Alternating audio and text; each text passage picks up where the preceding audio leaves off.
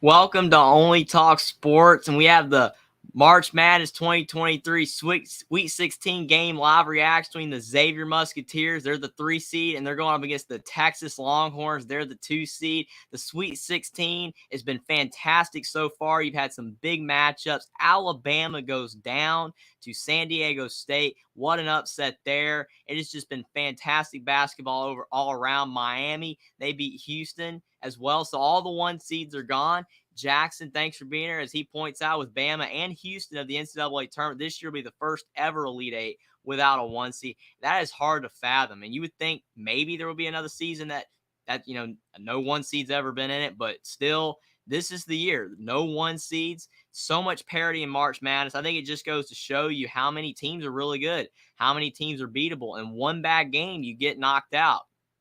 And you had a high-level game between Gonzaga and UCLA last night. Gonzaga getting the win, but all around the Sweet 16 has had some fantastic matchups. And tonight we have the Xavier Musketeers, who are 27-9 and 15-5 out of the Big East. Sean Miller's done a great job as their head coach this season.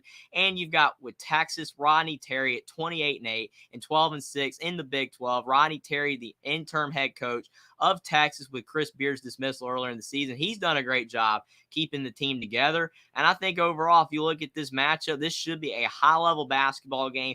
Both teams are great on the offensive end. You might have some struggles early on the offensive end, like you see in a lot of tournament games.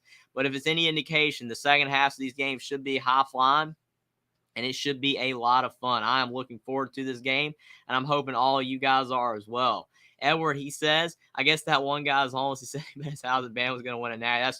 That's funny right there. I mean, I think overall it just goes to show you, if you're not making your shots, you can lose. And Bama was a great team. Alabama had a fantastic basketball team, but they just did not make their shots. It's really unfortunate. They only hit 3 threes against San Diego State. They really struggled. But the game is tipped off. Texas with the basketball first. We have a tie game, 0-0, 19:50 to go in the first half. Texas is a really talented basketball team. They have a lot of contributors that score a lot of points. Marcus Carr, he has the ball right now, the Minnesota transfer, and he knocks down a 2. 2-0 Texas. 19:40 to go in the first half. It's a really good start for the Longhorns. But Xavier, no slouch. They're missing Zach Freeman to injury. That was a tough loss. He's averaging 15 points a game this season. But Xavier's been able to handle it now with Jerome Hunter, the Indiana transfer, in the starting lineup. He's been playing well. But Texas with the ball again after Xavier missed. And Texas driving into the lane. Timmy Allen for 2. It's 4-0 Texas. 19:10 to go in the first half. And the Longhorns have hit both their first couple shots in this game. They're looking really good early. Jerome Hunter, he misses a 2. It rolls in and out. And Texas with another rebound. This is the first Sweet 16 for Texas since 2008. The Longhorns are playing really solid basketball. Marcus Carr for 2, and he scores again.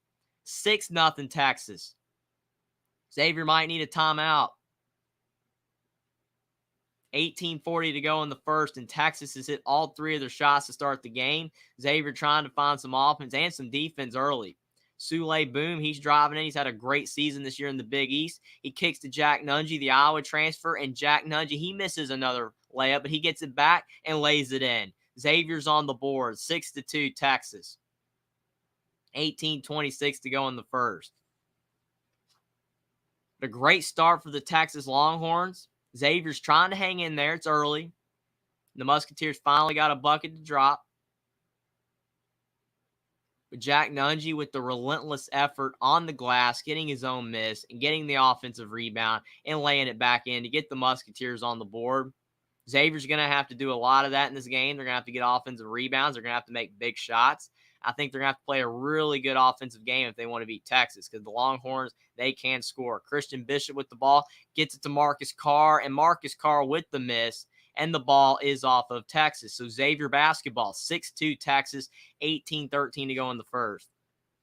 Jeff says, I'm here and ready. Thanks for being here, Jeff. This should be a great game.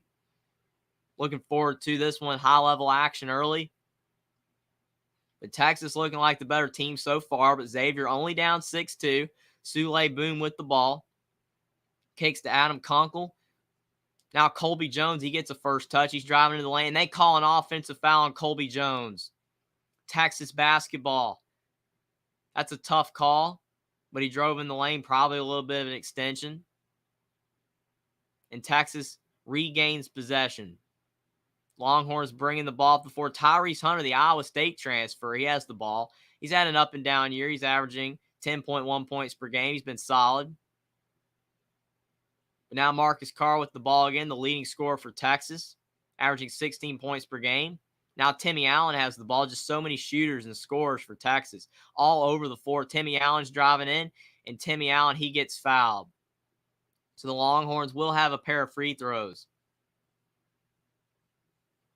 Clint Moses here, he says, go Beavs. Thanks for being here, Clint Moses. Obviously, the Beavers not in March Madness. Maybe they will be eventually. But thanks for being here anyway. Got a huge game here between Texas and Xavier. Jerome Hunter, he got hit in the head, it looks like, on Timmy Allen's drive. I don't think that's an offensive foul. It looks like incidental contact, but the refs might be reviewing it. It's always tough to get hit in the head. But Jerome Hunter was trying to play really good defense on Timmy Allen, and they're reviewing this one. Clint Moses says San Diego State is now worthy for the Pac-12. I definitely agree with you there. I think that as long as Brian Dutcher stays the head coach of San Diego State, there's a really good chance the Aztecs could be really good for the next few years. They've been a really solid team, and doing what they just did, beating Alabama, just goes to show they're a solid basketball team. Matt Bradley, their leading scorer, had 0 points until like the last 3 minutes of the game. So San Diego State found a way to win without their best player having a great game. So that's a really good sign for San Diego State. They're now in the Elite Eight, the first Elite Eight in school history. And they could really help out, the Pac-12 with, them joining. And they really are doing a great job this March Madness. And they've been a great team for the past few years. I mean, you look at the year the virus canceled the season. I think San Diego State was primed and ready to have a big run that year. Yeah, it looked like overall San Diego State could have made a deep run, but unfortunately for them, they could not play that year like no one could. But San Diego State, like you said, Clint, I think they have a really good chance to make a factor in the Pac-12. But we have a 6-2 game early. Texas up on Xavier, 6-2. Jerome Hunter took a tough shot in the face from Timmy Allen, incidental contact. They do not call a foul on Xavier. They end up calling the offensive foul on Timmy. I guess you could say it was. He did get him in the head a little bit. But I thought it was just going to be incidental contact, free throws for Texas, but they give the ball back to Xavier. So that foul goes to Timmy Allen. Jack Nungy, he misses a 2. Texas with the rebound. 6-2 Texas. 17-10 to go in the first. Timmy Allen, who already picked up a foul, he's driving in again, and he lays it in. 8-2 Texas. So a short memory for Timmy Allen. He just got an offensive foul, but he was able to turn back around and hit a nice floater in the lane without fouling. So Xavier with an 8-2 deficit early, 16:50 to go in the first.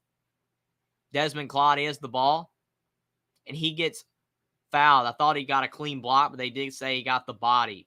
Jeff says, welcome. Hopefully it'll be a great game. For sure, it looks like both these teams are playing high-level basketball. Definitely Texas is looking like the better team early, but it's so early in this game, and you look at a game like Gonzaga and UCLA, how many swings there were in that game. This game's far from over.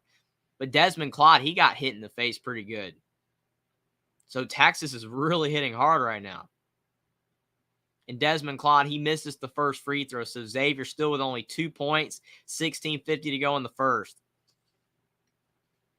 Desmond Claude, he's had to play a lot more with Zach Freemantle out. He's been factoring in a lot more to the rotation. He's been scoring more the further the season's gone along. He's averaging around 5 points, but he hits the second free throw. Xavier down 8-3. Texas have been hitting some tough shots early in this game. 16:40 to go in the first. Christian Bishop with the ball at the top of the key.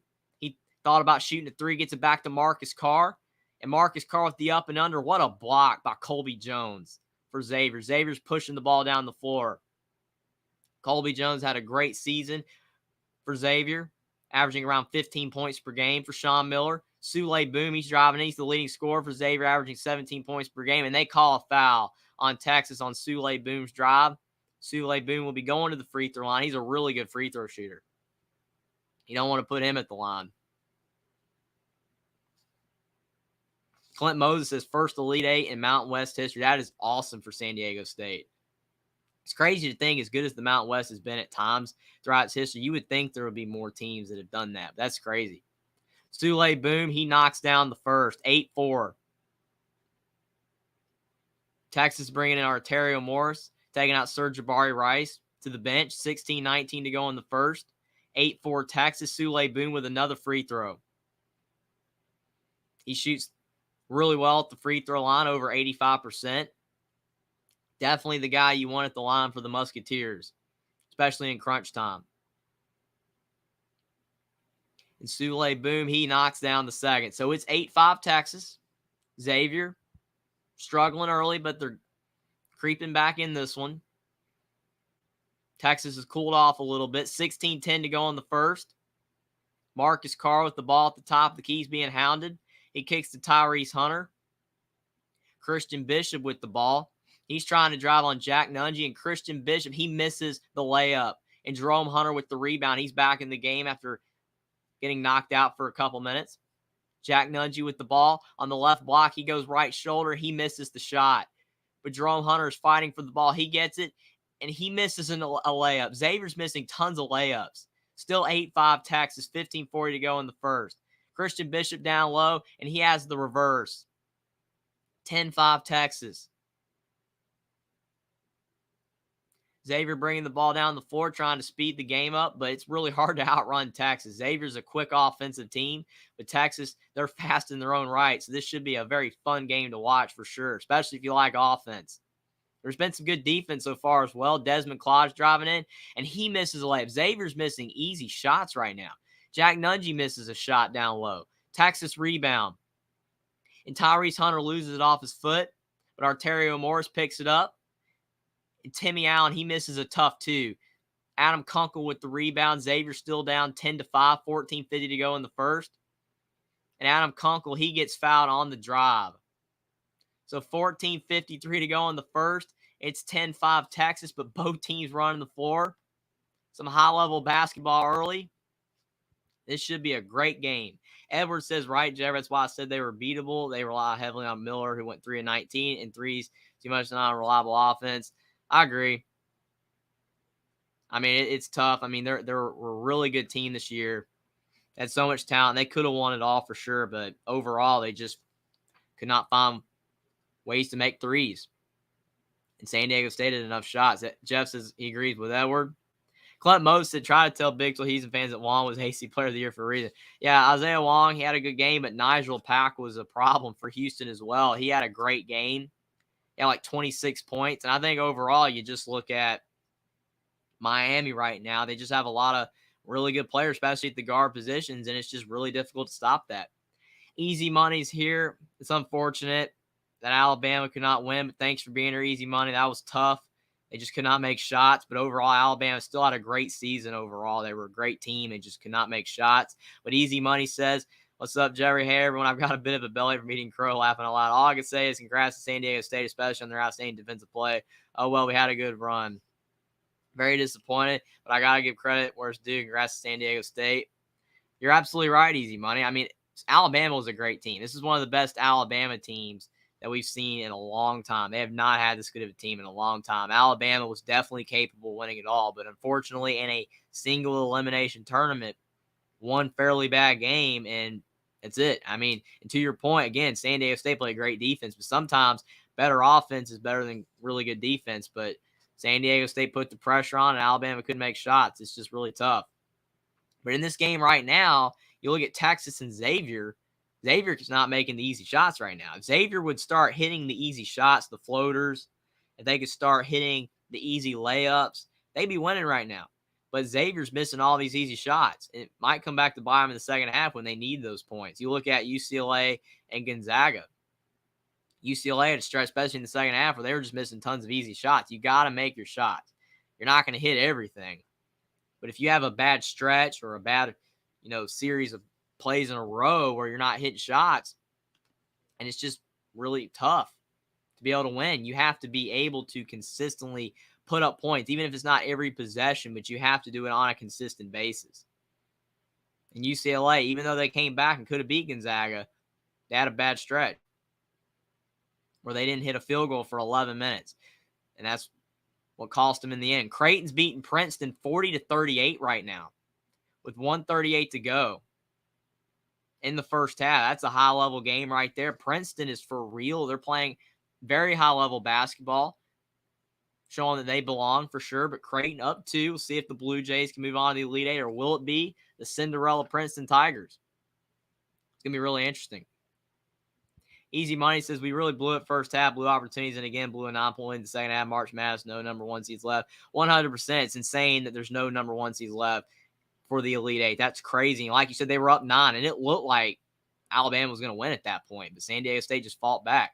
But Xavier with the basketball, Jack Nungy, he's driving in on Christian Bishop. He kicks the ball to Sule Boom, the UTEP transfer, and Sule Boom misses a corner 3. Texas with the rebound, still up 10-5. Arterio Morris, he's trying to drive, but what good defense from Jack Nungy. Sule Boom with the ball back to Nungy. Desmond Claude, he's driving in. Out to Adam Kunkel, and now Jerome Hunter with it. Xavier's a really good passing team. Sule Boom, he misses another 3. Xavier just cannot make shots right now. Texas up 10-5 still with 14-10 to go in the first. Marcus Carr, he drives in, and he draws a foul. When you're really struggling on the offensive end, sometimes it's really good to just drive in, draw some contact, get to the foul line. Edwards says Wong shouldn't be ACC Player of the Year. Appleby from Wake Forest averaged the most points, assists, and minutes in the ACC, but Wong was one of the best teams we got, and Pack is a very dangerous shooter. You're right, Edward. A lot of times, you could argue the best player in the conference, does not win the Player of the Year if he's not on the best team for sure. Usually they give it to one of the top teams in the conference, one of the players on one of those top teams. And since Wake Forest was not one of the best teams, that's why Appleby didn't win it. But you are right, Edward. Appleby had a great season, but Wong on a team in Miami that was at the top of the ACC, that's definitely why he won it. But Marcus Carr, he splits the free throws. So it's 11-5 Texas, but I think they called a lane violation on Xavier, so Marcus Carr will have another free throw. Edward says Miami's more guards than Shawshank. That's funny. I agree with that. I mean, they have a lot of really good guards. Even their bench is deep. It's almost all guards. It's tough to stop when they're making shots, and they made them tonight. Texas, they hit the free throw off the lane violation, so Marcus Carr goes 2 of 3. At the line, it's 12-5 Texas. 14 to go in the first. Xavier still struggling to score right now. Missing some easy shots. But Colby Jones kicks to Desmond Claude. Over to Sule Boom. Xavier's passing the ball really well, but Desmond Claude, he gets his shot blocked from behind by Arterio Morris. Texas bringing the ball up the floor. Tyrese Hunter with it.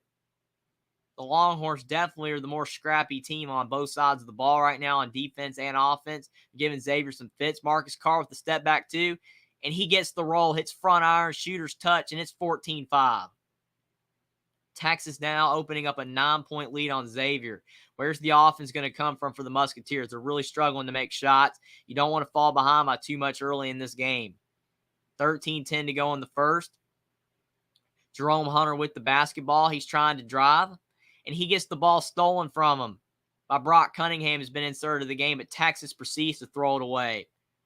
Trying to run the floor, and they ran a little too hard. So Xavier will get the basketball back, but they're down 14-5 right now. 13 minutes to go in the first half. Xavier with only 5 points in 7 minutes. Really struggling on the offensive end. They're 1 of 12 from the field. Texas is 6 of 10. This is definitely not sustainable for Xavier if they want to hang around in this game. They got to start hitting some shots. Adam Kunkel, he's a really good three-point shooter, but hasn't gotten a look yet. Jerome Hunter still with the basketball, kicks back to Adam Kunkel. And Sule Boom, he's feeling out Christian Bishop, passes it out to Jack Nungy, and he misses a 3, but Jerome Hunter with the rebound. Adam Kunkel for 3, and he knocks it down. That's what Adam Kunkel's in the game to do, and Adam Kunkel knocks down a 3. Big shot for Xavier. 6-point game. Musketeers really struggling from the field, but they're hanging around, and that's all you can do when you're not scoring. You just got to hang around. And they block Texas from behind. And Colby Jones is driving in. He misses a floater. Tyrese Hunter probably thought it was an offensive foul. Texas didn't get it, but Texas with the rebound. Marcus Carr, He's driving in with the floater off glass, and he misses. Jack Nungy with the rebound.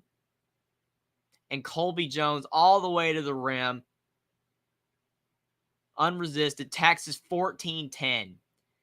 And Texas might have called a timeout. Ronnie Terry's not happy with how bad that defense was. Xavier went all the way to the hoop.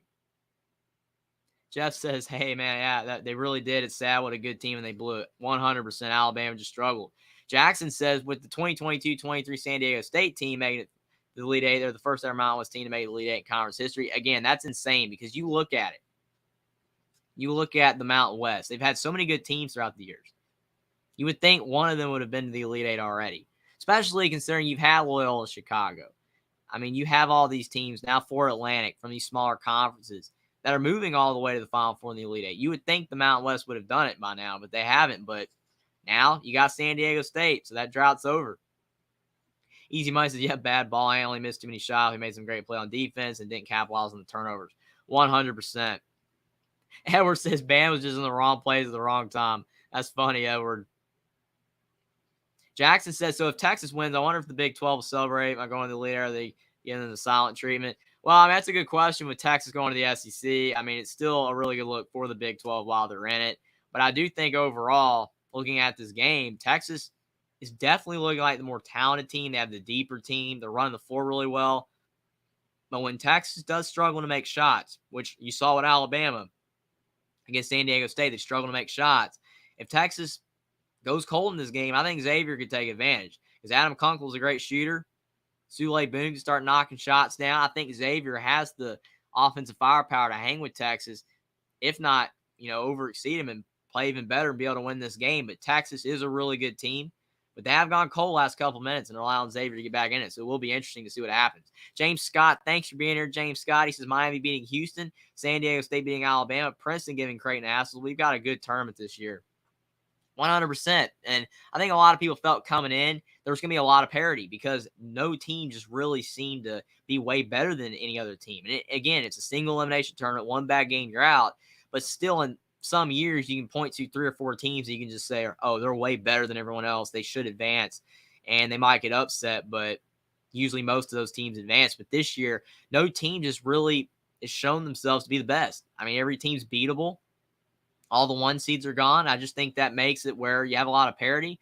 And for especially the casual college basketball fan or just someone that doesn't really care who wins or loses or just a fan of madness in March, that's why it's called March Madness. I think it's amazing. It's awesome. But especially if you're a fan of one of the teams that got beat, it's tough. But if not, then it's a lot of fun to watch. Easy Money says, well, my final prediction is blown. I said it'll be Bam versus Texas for the chip with Bam winning. But right now, UConn looks like the team. And they're playing great, but one bad game from them and they go lose. You just never know. But I agree. UConn's playing really well, but we'll have to see if they can keep it up.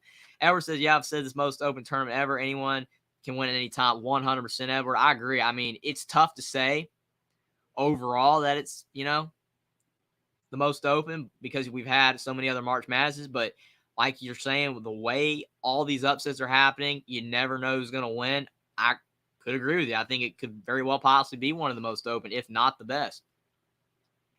Jackson says, I agree. It looks like UConn could be the national champ the way they're playing. I agree. I think UConn could be, but they'll have to keep it up. They got a tall task against Gonzaga. That'll be a great game tomorrow. But Texas up 14-10 on Xavier. Rodney Terry just took a timeout to try to settle his Longhorns down. Xavier's trying to get back in this game. But Marcus Carr trying to shake Jerome Hunter. He kicks out the top of the key to Timmy Allen. But Texas was really good on offense early. They've slowed down a little bit. But Timmy Allen for 2, and he draws the foul. He does miss the shot. It looked like he had the 2, but it rimmed in and out. But Texas still up by 4, and Timmy Allen with a chance to hit 2 free throws. Set the under 12 timeout. Easy Money says, yep, UConn looks unstoppable. Playing really good. Jeff says, March Madness is much different this year for sure. Makes it really fun to watch. Dakota, thanks for being here. He says, Aztecs have been the most underappreciated team this tournament, though. Cool to see them get it done, even losing money on that game. I think a lot of people are happy for San Diego State. A lot of people like the upsets. A lot of people like, the higher seeds getting it done. In San Diego State, again, you look at them in 2020, they had a legit potential Final Four team.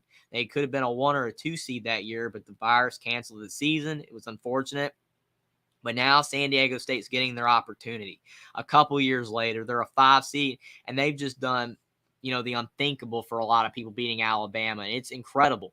Brian Dutcher's a great head coach, and I think it just goes to show you, like everyone's saying, any team can beat any team in this year's tournament. No team is a lock to win. Easy money says how far did Clemson get? Well, I mean, Clemson win the NIT. Easy money says Dakota, they play outstanding defense. Again, San Diego State's a great defensive team. Dakota says, no doubt, money. UConn looks good, but look out for Kansas State. They have an amazing starting five, incredible chemistry. Kansas State's a sleeper. I mean, you look at Marquise Noel. He broke the NCAA tournament record for assists, 19 assists. No one's ever done that in the tournament before, and he's a 5'8" point guard. I mean, you should be doing that in 2023 with all these taller point guards and taller guards. I mean, you look at some of the games we've seen, some of the shorter guards, like Jameer Young for Maryland, had a lot of fits against Alabama with their length, with all their guards. I think we've seen a lot of short point guards struggle, but Marquise Noel just keeps finding a way to defy the odds. And he's just playing high-level basketball for his team. And it's why Kansas State is such a great team. Plus, Jerome Tang done a great job as well. Easy Money says, Dakota, I thought my Crimson Tide had great chemistry, but Quinterly got a little selfish, made some bad risky shots. He has some goings as well. But yeah, I think Quinterly definitely in that second half took some bad shots, but I don't know if that was like he was panicking or I just, sometimes you think you can find a way to win it, especially when your star and Brandon Miller's not making shots. Maybe he thought he could get it done, but it is what it is. They definitely struggle. Mighty Mode of 1982, thanks for being here. He says, what's up? Can Princeton do it again? Looks like they both can go, and the Knights go Tigers. Yeah, that's a high-level basketball game right now. You look at Creighton. I mean, they're a really good team. A lot of people, had Creighton potentially, being a sleeper Final Four or Elite Eight team in the preseason. They were a top 10 team in the preseason in the AP poll. But then you look at, they had some injuries. Ron Kalkbrenner was banged up, but they got healthy again, started playing better basketball down the stretch of the season, and Creighton started to really light it up at the end of the season, especially when they got a big win over Xavier on their own floor. And that was a really big win for Greg McDermott and Creighton. But Princeton has been unbelievable. They beat Arizona. They beat Missouri. Now they're in the Sweet 16. And you never know, they can beat Creighton. I mean, if they keep playing like they are, they could beat Creighton. And that would be another huge upset. But it's like in this tournament, it's becoming commonplace. But it still would be a huge upset. The unthinkable. But Texas at the line, 14-10. Timmy Allen with the first free throw. He knocks it down. 15-10 Texas. 11:42 to go on the first. Rodney Terry, probably happy with some of the things his team's doing, but some of the plays Texas is making, he's probably not very happy with as well. They've been a little inconsistent in this game. But Timmy Allen, he splits the free throws. He misses the second. Texas up 15-10. 11:30 to go in the first. But Texas has played some pretty good defense. Adam Kunkel with the ball kicks to Desmond Clodd. And Desmond Clodd, he's struggling to get the ball to Jack Nungy and a turnover. Really good defense from Texas. Marcus Carr bringing the ball down the floor. And Marcus Carr with a step back. And he almost gets the roll, but it does not go in. Jerome Hunter with the rebound. Still 15-10 Texas. 11-10 to go in the first.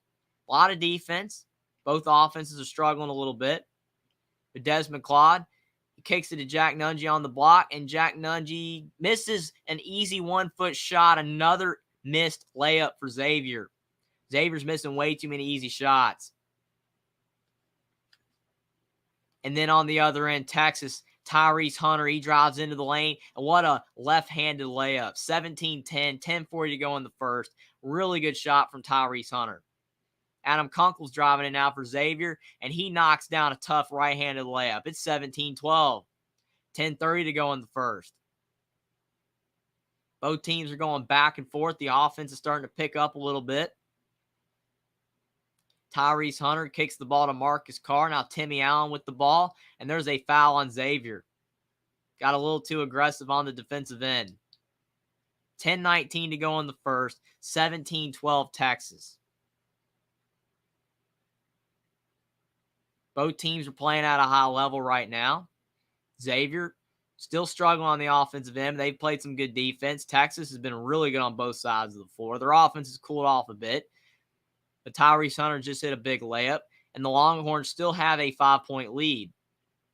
10:19 to go in the first. 17-12 Texas. Texas inbounds the basketball. Tyrese Hunter at the top of the key, being hounded by the Xavier defense. Gets it to Brock Cunningham. Now Arterio Morris, he slips, but gets it to Marcus Carr. 5 seconds on the shot clock. And Marcus Carr tried to draw a foul on a three. He didn't get it, but then he turns around, hits a big three. 20-12. Marcus Carr with an unbelievable step back three. I don't know how he did that. And Xavier with another missed layup. Texas bringing the ball down the floor. Xavier just cannot hit the easy shots. Arterio Morris for three. He misses. Jack Nungy with the rebound. But what a shot by Marcus Carr, the turnaround three. He's a walking bucket. Adam Kunkel, he takes the two from around the free throw line, and another missed shot for Xavier. Still 20-12 Texas. 9:20 to go in the first. Tyrese Hunter kicks to Brock Cunningham, and he misses a three. Colby Jones with the rebound. Xavier trying to find some offense right now. 9 to go in the first. 11 minutes into the game, and Xavier with only 12 points. It's barely over a point a minute. That's not where you want to be. Colby Jones with the ball. Kicks to Adam Kunkel. Kunkel's driving in. It goes to Jerome Hunter, and Jerome Hunter with the big slam. Finally, Xavier didn't miss a close one at the basket. A little bit of a lucky play. It looked like it went off Adam Kunkel's foot, but Jerome Hunter ends up with the ball and gets a big slam. So it's 20-14 Texas. 8:40 to go in the first. Tyrese Hunter with a missed layup, and they call a foul on the floor on Xavier. 8:38 to go in the first.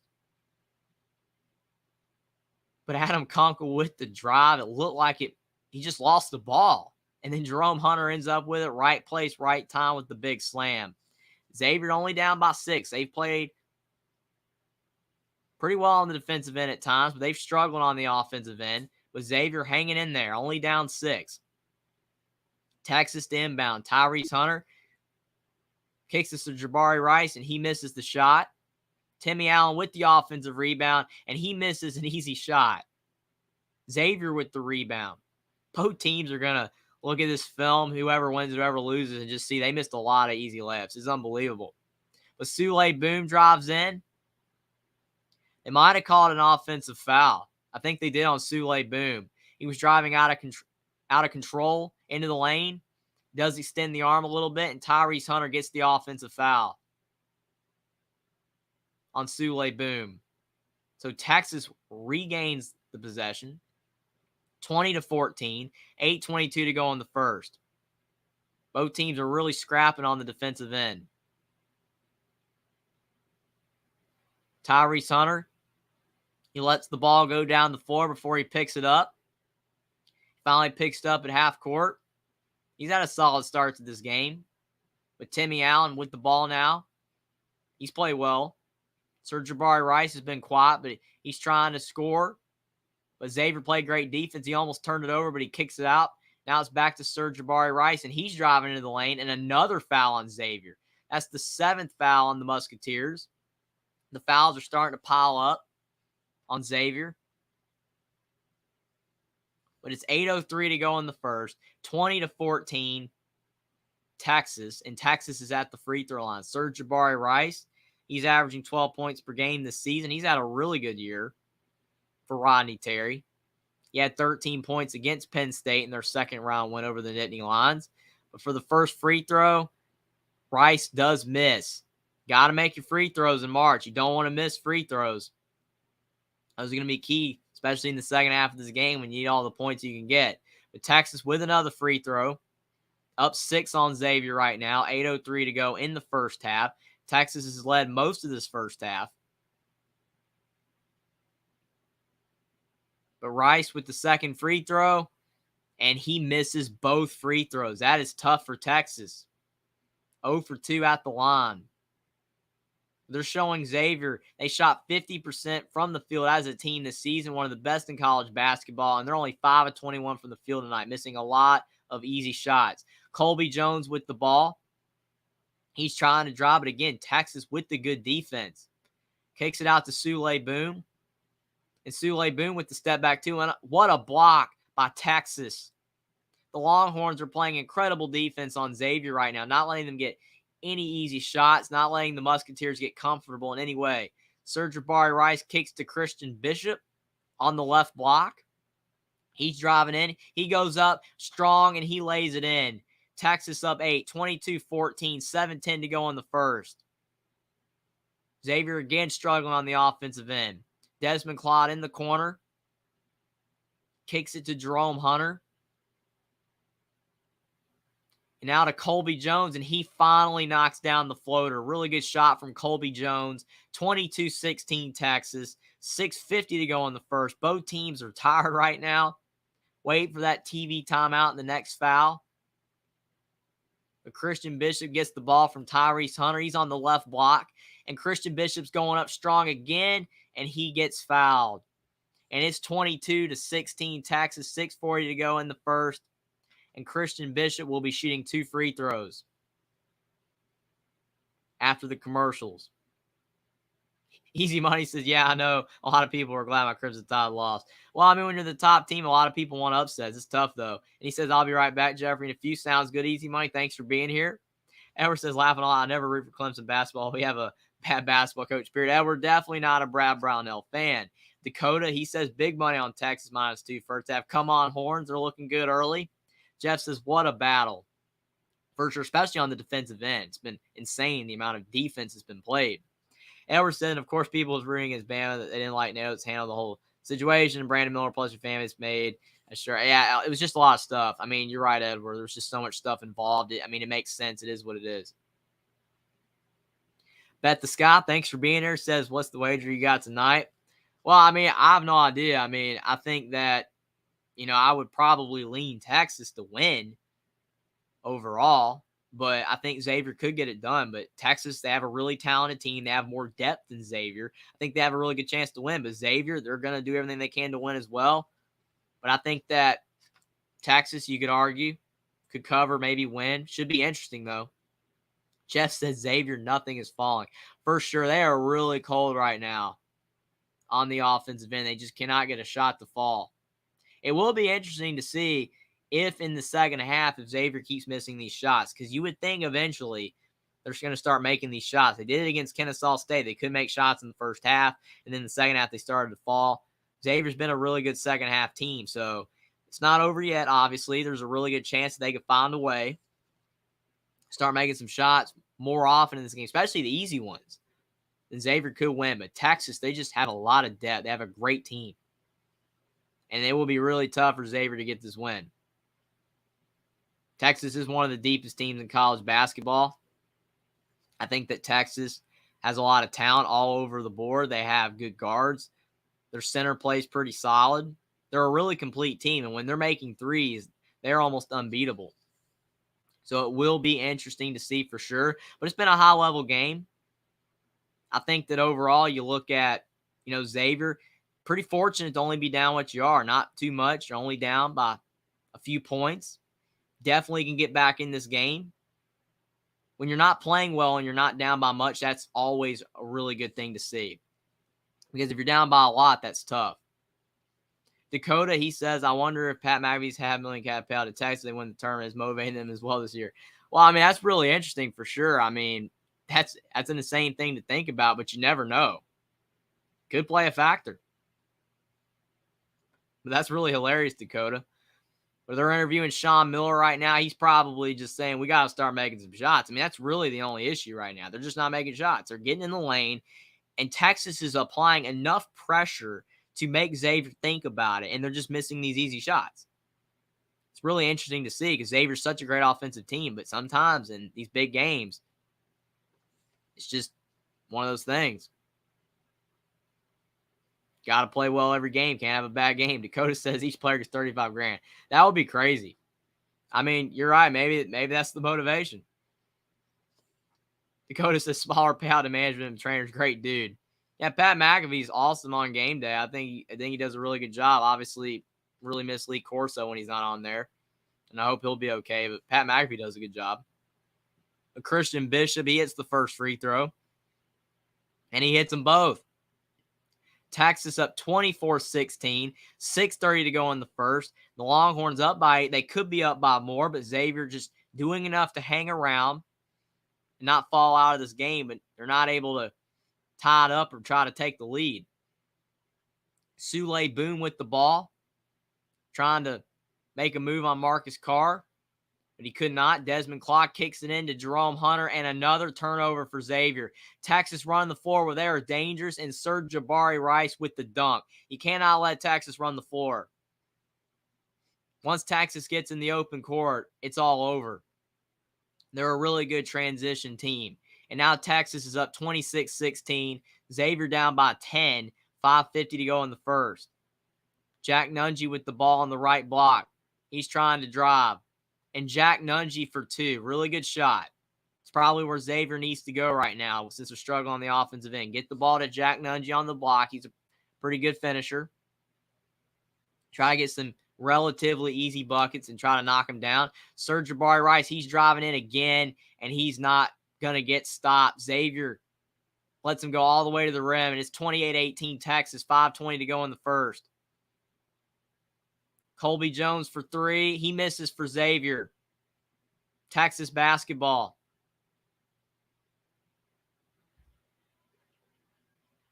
(28-10) Texas, 5:10 to go in the first. And what a pass from Marcus Carr to Christian Bishop, and it's 30-18. Timeout Xavier. Sean Miller needs a timeout to get his team back on track. Xavier probably needed a timeout a couple minutes ago. But Texas is starting to run away with it a little bit. Easy Money says, I'm back, Jeffrey. Did I miss anything? Not really, except the fact that Texas is starting to pull away a little bit. It's now 30-18. Xavier's falling behind. It's going to get really interesting. If Xavier cannot try to hold out this run by Texas and they keep falling further and further behind, it's not going to be a good sign for the Musketeers. Dakota says guard play and defense looking great for Texas, let alone good defense. Loving it. He's got emojis with the dollar sign. Well, it's definitely going to be good for a lot of people that are betting on Texas right now. I think that overall, again, Texas is just showing the amount of versatility they have at all of the spots on their team, the post and the guard play. They just have a great team. They're a deep team. And they don't always make shots, which is their weakness. But in this game, they're driving to the hoop, which goes to show you don't always need the three. Just get a good two, get a good shot every single possession, and you can win the game. They're showing Texas's stats right now. They're a great team on the offensive end. They've had a lot of really good games this year in the Big 12, and they almost won the Big 12 regular season title, but they fell short to Kansas. But they were able to win the conference tournament over Kansas. So Texas had a great season, even without Chris Beard. Colby Jones with the ball for Xavier. The Musketeers are now down 12. And they're really struggling right now on offense and defense. Colby Jones is driving in with the floater, and he can't get it to fall. Jerome Hunter tried to tap it back in, but he couldn't get the ball, and Texas gets the rebound. They're up 12, looking for more. Marcus Carr with the step back two, and he knocks it down. What a shot by Marcus Carr. You can't stop that. When you have a tall guard that can step back and make a shot like that, there's no way you can guard it. What a shot from Marcus Carr. It's 32-18 Texas. Sule Boom, he gets partially blocked, I think, and Texas with the ball again. Marcus Carr, he does dribble the ball off of his hands. He's had a great first half, but he makes a mistake there. But Texas still up by a commanding 14-point lead. What a step back from Marcus Carr. He was a really good player at Minnesota, but he didn't have a supporting cast. He transfers to Texas. He's got a team around him, and he's a really good player. They call a foul on Texas. And now we're at the under 4 timeout. It's 32-18 Texas, 3:55 to go in the first half. Jeff says Texas is rolling. You are 100% correct right there. Texas not doing anything wrong on either side of the floor right now. Their defense is doing a great job making Xavier struggle on the offensive end. And you look at Texas on the offensive end themselves. They're making shots. So on both sides of the ball, Texas is doing a great job. And Texas isn't even hitting a lot of threes, which I think a lot of people would think Texas would have to make a lot of threes to win this game, but the way Xavier's playing right now, all Texas has to do is just drive in the lane. Take these step back twos, and if Marcus Carr can keep hitting them, it's going to be a long night for Xavier. James Scott says that Xavier just isn't playing solid D. It's like they're waiting for Texas to miss for the rebound, but the Hornets keep sinking them. You could be right, James Scott. And again, that is the weakness of Xavier. They weren't really the greatest defensive team this year. That's why they did lose to DePaul in Big East play. They are susceptible to that. They're a really good offensive team. They have great players. Now, with Zach Freemantle out, that's tough. That he is a big part of their offense. Xavier's been getting by without him, but he averages 15 points per game. He's another big body down low. I think with Xavier not having him, it puts a lot more pressure on Jack Nunge. But still, right now, the issue is Xavier's guards can't stop Texas's guards. So it's not going to matter with Freemantle if Xavier's guards aren't slowing down Texas's guards. And I think Sule Boom, he's gotten beat off the dribble several times. They're just really struggling on the defensive end. And to boot, Xavier can't score. If you're not a great defensive team, you have to score a lot to win. And Xavier's not making shots either. So overall, they're just struggling on both sides of the ball. Easy Mice says, Edward, that was probably a Tennessee fan. Thanks for recording. You jealous of Bama's test thrive. That was funny. Dakota says, number 5 step back for Texas is lethal. Looks like his knee should blow out every time he does laughing out loud. What an explosive athlete. For sure. It's always scary when you see the players make the cuts and turns that they do, because you can easily tear an ACL or an Achilles or do something really bad doing that. Like you said, just looking at it's a beautiful shot, and seeing a play like that is awesome, but it's always crazy that they're able to not get hurt, thankfully, doing all those moves. Easy Money says, Elwer, your football team was bad before most of your history. You sound like a bandwagoner. I pull for Bam in all sports. You see how it's supposed to work. Oh, man. Easy Money is talking to Edward about not watching Clemson basketball. I mean, it is tough to watch a team in struggles. I mean, I get it. But, I mean, overall, if you watch sports and you like sports, then you're watching all the teams. So, I mean, I don't know. Dakota says no toxic in this chat. Fellas laughing out loud. Yeah, I mean, it's all fun, man. These games are awesome. It's the Sweet 16. You can't get any better than that, I guess, except the Elite 8, but there's fewer games. We still got 2 games on at the same time right now, which once you get to the Elite 8, it's one at a time, which you'll be able to watch all of the game, but sometimes people like be able to switch back and forth, especially if one game's not a very close game. But you look at Creighton out, 52-45 on Princeton, 18 to go in the second. But Texas with a 14-point lead over Xavier, 3:50 to go in the first, and Xavier only 7-27 from the field right now, really struggling on the offensive end. Sule Boom with the floater, and he misses another shot. Christian Bishop with the rebound. 3:30 to go in the first. Tyrese Hunter with the ball. And Texas doing a great job on Sule Boom. He hasn't even been able to make a shot in this game yet. That's not a good sign for Xavier. Marcus Carr, he's driving in. Almost thought about another step back. He goes up on the left side, and he lays it in. Marcus Carr is lighting it up in this first half. 34-18 Texas. 3 to go in the first. Jack Nunge kicks the ball to Adam Kunkel, and he shoots a 3. Adam Kunkel hits a big shot. That's about all the offense that Xavier has right now is Adam Kunkel hitting threes and Jack Nunge a little bit on the block. Besides that, Xavier's really struggling, but a big shot for Adam Kunkel is 34-21. 2:40 to go in the first. Marcus Carr for 3, and he does miss, but Xavier can't get the rebound. Christian Bishop with the offensive rebound, but Brock Cunningham did step on the out-of-bounds line. Xavier basketball, down 13. Musketeers can try to cut into this lead before the half. Easy might not pick Texas to go to the championship. I picked Crimson Tide to go. But, yeah, it's so tough to pick this year in March Madness. I think it's almost impossible. But we got a great game right now between Texas and Xavier. Texas is dominating right now, up by 13. But still plenty of time. Still 2:24 to go in the first, and then you've got the entire second half. You saw UCLA Gonzaga last night. UCLA was up by 13 at the half, and then Gonzaga came back, so you never know. No lead is safe right now. Texas is playing really well on both sides of the ball in this first half, but Marcus Carr with 2 fouls. That could be interesting for Xavier. Marcus Carr goes to the bench, but Sule Boom gets the ball into Jack Nungy and Adam Kunkel. He's driving in, and he loses the basketball, but it's tipped off of Texas. So 2:20 to go in the first. Xavier will inbound.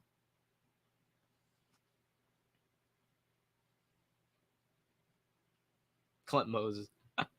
That's funny, man. Edward says, laughing all easy money. You sound hurt. I've been a Clemson fan for 30 years. More like I tired of a bad basketball that's been here for 13 years. It is tough. I mean, especially when you know it's not going to get any better. I can understand your pain, Edward, for sure. But Brad Brownell, he's done just enough to not get fired. It's one of those situations. But Texas with the basketball again. Xavier misses yet another shot. 2:14 to go in the first. And Texas has definitely dominated this first half. They can score a couple more times and maybe really put this game on ice potentially if they can blow it open to a 17, 18-point lead. And now it's up to 15. Christian Bishop with a big dunk down low. But if Xavier, on the other hand, can get it down to around 10 at the half, they'd still have a really good chance. But not doing good on the defensive end. Texas is getting whatever they want right now. Xavier's 8 of 30 from the field. Texas is 15 of 28. Jack Nungy in the lane, and he does get fouled. Xavier's going to have to make some free throws, start hitting some shots if they want to get back in this game, but they're really struggling right now. But Creighton out 56-45 on Princeton, 15:50 to go. It definitely looks like Creighton's starting to pull away a little bit, but again, no lead is safe. Jack Nungy at the line for Xavier. He's a pretty solid free throw shooter. I think he shoots around 70%, especially for a 7-foot guy. It's not terrible. But 1:43 to go in the first. Jack Nungy at the line, and he does miss the first.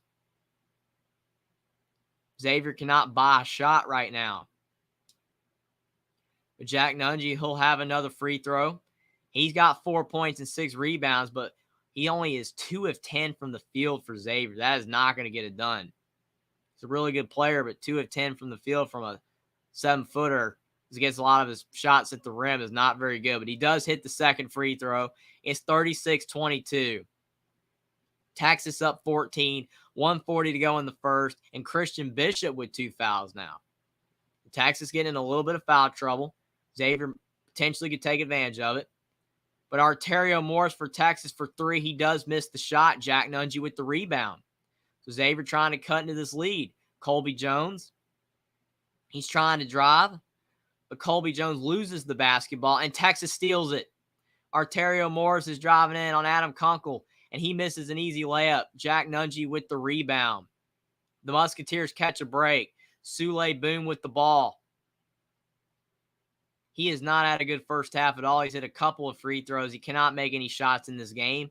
Colby Jones, he thought about the 3. He's driving in. He gets double teamed. And Adam Kunkel at the top of the key, and his 3 goes in and out. But Jack Nungy with the offensive rebound, and he lays it in and 1. Xavier cuts it to 12. The Musketeers are still fighting. 36-24. Around a minute to go in the first. The Musketeers, you just keep on fighting, doing everything you possibly can to get back in the game, and it's not over yet. But Jack Nungy really fighting down there on the block, and he'll have a free throw as a reward. Potentially get an and 1. Cut this down to 11. But Jack Nungy with 7 points and 9 rebounds. He's been a great player for Xavier this season. But he has struggled in this game. He's only 3 of 11 from the field, but he's at the line for the free throw, and he does knock it down. So it's 36-25. If Xavier can get another stop and score again before the half, make it a little interesting. But Texas has dominated the first half wire to wire, but Marcus Carr in the game for offense. Kicks to Tyrese Hunter, and Tyrese Hunter hits a big 3, 39-25. And that really hurt Xavier's comeback attempt in this first half. 30 seconds to go. 5-second difference between shot clock and game clock. There's 20 seconds left in the first half. Sule Boom with the basketball. Trying to drive on Tyrese Hunter. Just hit the big 3. But Desmond Claude now has the ball for Xavier. And the ball does go off of Texas. He tried to get the ball to Jerome Hunter. but he does go off of Texas. Desmond Claude has had a hard time inbounding the ball to the post players, really struggling on that, not doing a good job. He's telegraphing the pass and is making Texas have a lot easier of a shot of stealing the basketball. You've got to pump fake or do everything you possibly can to get better post position. With 12 seconds left in the first half, Xavier to inbound. Sule Boom with the ball has had a really quiet first half. Sule Boom trying to drive, and he lays it in. He misses the shot. Texas with the rebound, 1 second. Timmy Allen half-court three, and he banks it in. 42-25 Texas. If things could not get any worse for Xavier, and Timmy Allen with the big half-court three, and he banked it in. What a shot. I think he got it off before the half. Unbelievable. With 0.5 on the shot clock, Timmy Allen throws it up and banks it in. 42-25. Xavier is now down 17, and that is not a good sign for the Musketeers if they want to make a comeback attempt. That's tough. But what a shot from Timmy Allen. And Texas, you could not ask for a much better first half. 42-25 over Xavier. And Rodney Terry should definitely be happy with his team, but you got to do it for a full 40. But we will definitely see if Texas can. Easy money says Jerry, me, and Ed were laughing out loud. That's funny. Edward says, now you sound, I watch all Clemson sports. That doesn't mean I have to root for bad coaches and underachievers year in and year out. Easy money says, Edward, you should be thankful for Bama. Think about that is if you have anything to think with. All of Clemson's biggest success has been with Bama affiliated. The most successful Clemson has been. You guys are going at it for sure. This is funny. Edward said he told that trap about Bama winning it all, and I told you it wouldn't happen. I was wrong. I know it stinks that I was right. I just said, eat your crow. You guys are funny, man. I mean, Clemson and Alabama are both great programs in sports, and Clemson in a lot of different sports than Alabama is, but you definitely can't deny that. Dakota says fight for sure. Both teams are scrapping for sure. Val's the GOAT. Thanks for being here. He says, how do you feel about San Diego State winning? Unbelievable. I mean, again, Brian Dutcher has done a fantastic job with the Aztecs throughout his tenure as head coach. They have a really good team. The fact they were able to beat Alabama and they barely got any scoring out of their leading scorer, Matt Bradley, just goes to show you that San Diego State has a plethora of players that can make shots. And I think that Alabama, again, their biggest weakness is they shoot a lot of threes. And, you know, when they're not making them, they're a beatable team. And I think that's what happened to Alabama tonight. They weren't making their threes. And when they're making shots, they are one of the best teams in college basketball. But when they're struggling to make shots, they are a very beatable basketball team. So it's just a really interesting thing. But I think Val's the GOAT. I think it's one of the biggest wins of the tournament. I think it's fantastic for the Mountain West to get their first team in the Elite Eight and San Diego State's first Elite Eight as well. Really big win. Shows the Aztecs are for real. Edwards is laughing aloud. Enjoy the two natties over Bama. One of them was the worst law in Bama history in a natty game. Again, you guys are still going at it. Clint Moses, Texas is back. My bad, wrong sport. That's funny, Clint Moses. I mean, everybody's been saying Texas is back in football, and it just isn't happening. But, hey, the basketball team's doing really good right now. Got to play a full 40, but if they can, they'll be moving on to the Elite Eight. Easy money says Danny Ford won a championship at Clemson. He played and was an assistant under Bear Bryant. That was when he played wide receiver at Bama 92 championship team. Even Howard's Rock is named after Frank Howard. That's pretty cool. Edward said, oh, my God, I'm glad you know Clemson history. You sound like a fan. Easy money says, Coach of Bama, name any era of time Clemson was settled out some kind of Bama affiliation. That's right. Man, you guys are so funny, man. But what a high-level first half between Texas and Xavier, especially the way Texas played all around on offense and defense. But Creighton's starting to pull away from Princeton. It'll be interesting to see if Princeton can hang around. But the Sweet 16 has delivered for sure. I'm glad you guys are all here tonight. Like the stream down below. Subscribe to the channel if you guys are new. Share the stream out on social media. But thanks, everyone, for being here. You guys are awesome and make these streams really, really good. Thank you guys so much. Jeff says, nice play, much needed. Yeah, for Zaire, but just still struggling. Edward says, laughing on, keep going. Clemson fan. Jackson says, booyah, buzzer beater. Yeah, that was a great shot. Clint Moses, half-court shot. Wow, I mean, you can't beat that. That's just such a momentum builder for Texas. They were already up big, but that just makes the lead even bigger. Easy money says, nothing is Clemson, not a fan. I know Bama's history and affiliation, but I do have Edwards said, I know your feelings hurt. It's like I told you you wouldn't win a nat, trying to tell you so you prepare yourself. I mean, I think overall, I think it's, hard to say that, it was easy to see Alabama going down, but I do think overall you look at Alabama, again, they were a team that was easily beatable if they weren't able to make shots. It's tough. Dakota says $100 in the bag makes it up and then some of that Bama loss. Well, I mean, hey, it's definitely interesting for sure. These games can go a variety of different ways, and you can get lucky on these bets for sure. Easy Money says, stinks, but Crimson's not law. All I can say is congrats to San Diego State, especially for outstanding defensive play. I bet if it was Clemson, you wouldn't have enough class to do that. I don't know. I mean, Edward, he definitely points out good defense. Not trying to speak for both of you guys, but you guys are having a great rivalry going on in chat, man. Dakota says the luckiest March Madness I've had turned a $10 token into $695 so far. Laughing a lot. Should probably cash out before I do. Yeah, I mean, all you can say is just one bad move and you can lose it all. So you don't want to risk it all, man. You got a lot there. That's pretty good. Easy Money says, I congratulated many Clemson fan when they stomped us 44-16. I bet. Oh, man, again, still going on. Jeff says, can we all just get along? Man, you guys are so funny, man. I mean, it's the Sweet 16. You can't have it any better, man. If your team's not in, I mean, you still got all these great games with other teams.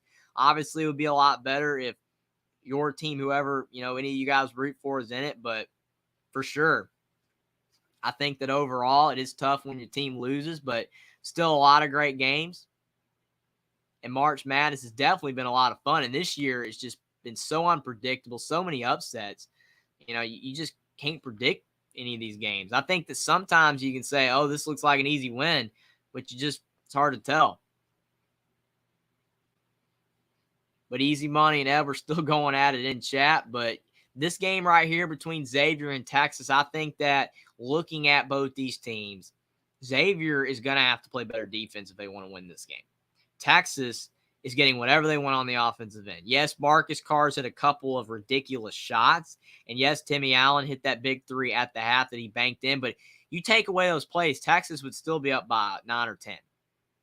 And I think that overall, it just is going to show that Xavier's defense cannot slow down Texas's guards. They're letting them get to the rim, really struggling all around. And I think that that's going to be an issue.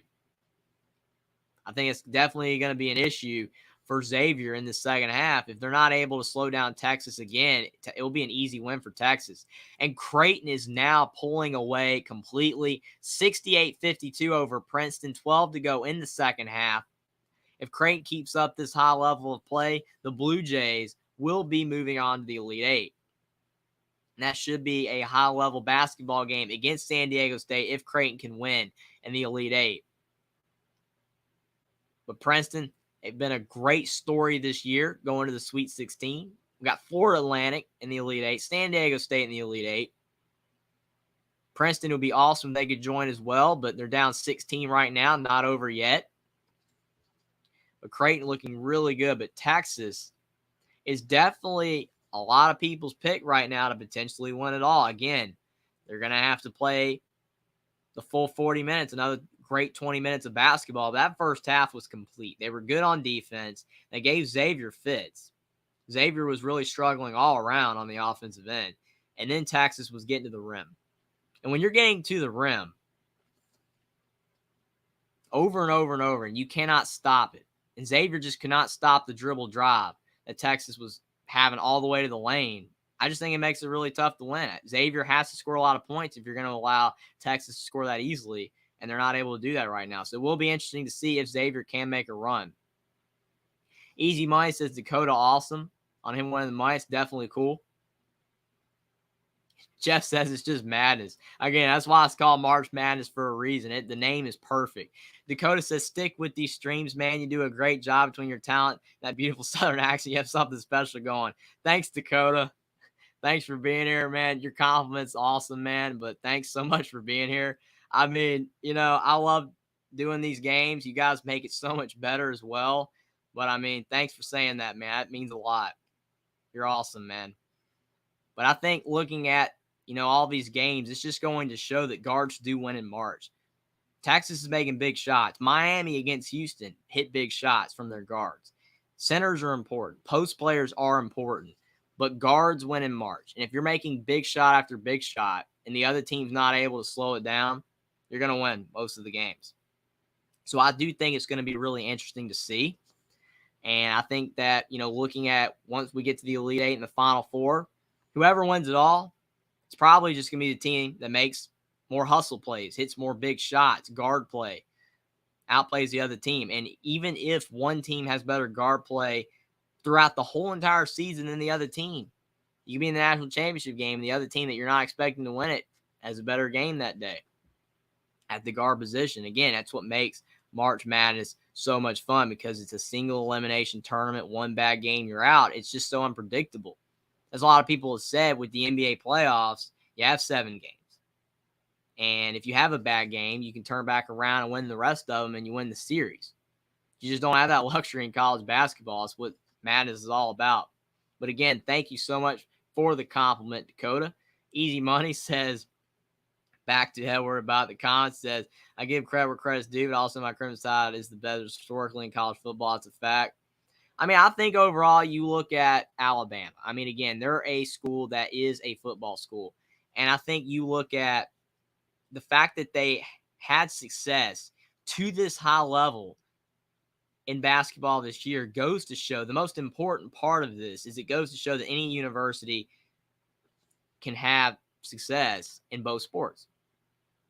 I think that overall, a lot of these schools can say, oh, we're a basketball school, like Kansas or Indiana, or a football school. You have all these teams that are like Alabama and Georgia. Oh, we're just a football school. You can have success in basketball. I just think a lot of these teams just, make that excuse to just say, hey, we can only be good in one and be bad in the other. But Alabama was good in both. Now, whether Alabama basketball is able to sustain that, who knows? But I do think Alabama has shown that you can be good in both. And it will be interesting to see if more of these universities and more of these programs, try to be able to get both of their basketball and football teams playing at a high level. I think if you see that, it'll make it a lot more interesting, because you'll have more teams and say, like, Kansas football is really good this year in the Big 12. They're potentially going to be able to win the whole thing. I think that that's a really good sign for the future for a lot of these programs. I think that it's a big deal to see this. Alabama being really good this year should not be overlooked. It's definitely a sign for these other programs. We can be good in both. We're going to have high-level success. And obviously, there's been other teams in the past. Michigan's had years in football and basketball. They were good. So it's not like Alabama's the first. I just think it's significant in this era, especially with NIL. You have to look at these programs. And again, a lot of people are like, well, we have to put all of our money into one. You can still have success in both. It's very interesting. Val's the Ghost says, this interesting question right here, I'll just answer with a myth. I'll just say it's a myth. Edward says, I think overall you look at, everywhere in the country and around the world, there's issues going on. But then you look at March Madness, and then you have these high-level games, and everyone can come together and have a lot of fun. And I think that's what all that matters. I think that, the world has stuff going on. It's tough. I mean, it's been going on throughout history forever. But when you have high-level basketball games and football games, it can bring people together. Obviously, it could make people more mad at each other, especially when their team loses or people are going off at each other, like Edward and Easy Money for the last 30 minutes. But if you can overlook all the differences, have a lot of fun this time of year. It's awesome. Forget about the problems for a while, but it's definitely going to be interesting. I'm looking forward to the second half of the Xavier Texas game. I know this game hasn't been really close, so for a lot of people, could be over, but this game is not over by a long shot. Again, I saw UCLA Gonzaga. A lot of people are already crowning UCLA. Oh, they got the game. They're going to win. But Gonzaga came back and won. It's crazy. Easy Money says, Edward, how about that? We agreed on something. That's funny. Dakota said, appreciate the congrats. Easy as a Patriots fan, be home about the success. Dark days are sure to come. Laughing a lot. Love Bam, the QB they gave us. Don't get me wrong. I know they even the field. I think overall, to your point, Dakota, I think NIL is kind of evening the field. You look at all these other teams that are good now, especially in basketball. I mean, there's a lot of these teams that are just having success. And that's going to be interesting to see moving forward, because you look at, These traditionally good basketball teams and football teams, they might have to up their game a little bit because you can fall behind. And next thing you know, you're a middle of the pack conference team. You're like, what happened? How do we go from being the top of the conference to now we're in the middle? So I do think that these other teams are posing a challenge for a lot of these programs with the amount of success that they're having as well. I mean, the ACC is a conference that's been dominated by Duke and Carolina, but Miami is the team that's gone the farthest the last couple of years. I think that shows in the NIL era, Miami's having success. Duke and Carolina, they can have success in this era, for sure. No doubt about it, but they're going to have to up their game. They're going to have to find a way to get back on top in the ACC, or if not, they're going to relinquish it to another team. You have to consistently play at a high level. Jeff says, great going, guys, laughing out loud. Yeah, I mean, that was a great exchange. I mean, you guys have definitely been bringing it tonight. Again, thanks everyone for being here. Like the stream down below. Subscribe to the channel if you guys are new. Share the stream out on social media. But again, thanks everyone for being here tonight. It's been a really solid Sweet 16. So many great games. But Texas and Xavier, not a close game right now, but doesn't mean there hasn't been a lot of madness. Timmy Allen hit a big half-court three. It was unbelievable to put Texas up by 17, but we'll have to see if Xavier can respond. Easy Money says, Dakota, thanks. You might be right. I like the Pats, too. A few Bam former player on that team, including Mac. Damien's good, too. I mean, the Patriots, they've been solid for so long, and they're not as good right now without Tom Brady, but the Patriots, they had a dynasty. You want to talk about a dynasty? That was a legitimate dynasty in the NFL, winning all those Super Bowls, having all that success, winning that division over and over and over for so long, had that big streak going in the NFL. It's crazy.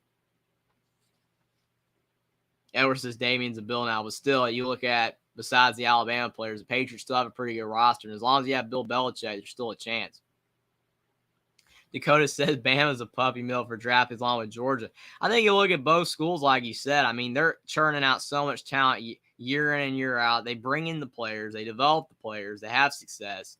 And it's crazy. I think you look at the fact Georgia had like 15 draft picks like 2 years ago or whatever, last year in the draft, 15 players. In Alabama, they just constantly do it as well. And there's so many Alabama and Georgia players in the NFL. I mean, you're still having a lot of other programs have success, but for sure, I think those two definitely lead the pack.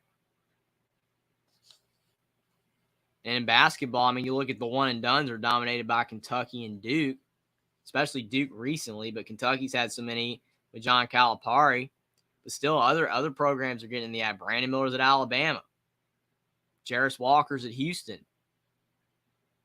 Taylor Hendricks is at UCF. A lot of these smaller programs are getting these one and dones now. It's crazy. Easy Money says understatement. Bama leads the players drafted, first round draft picks, and probably still stars in the NFL.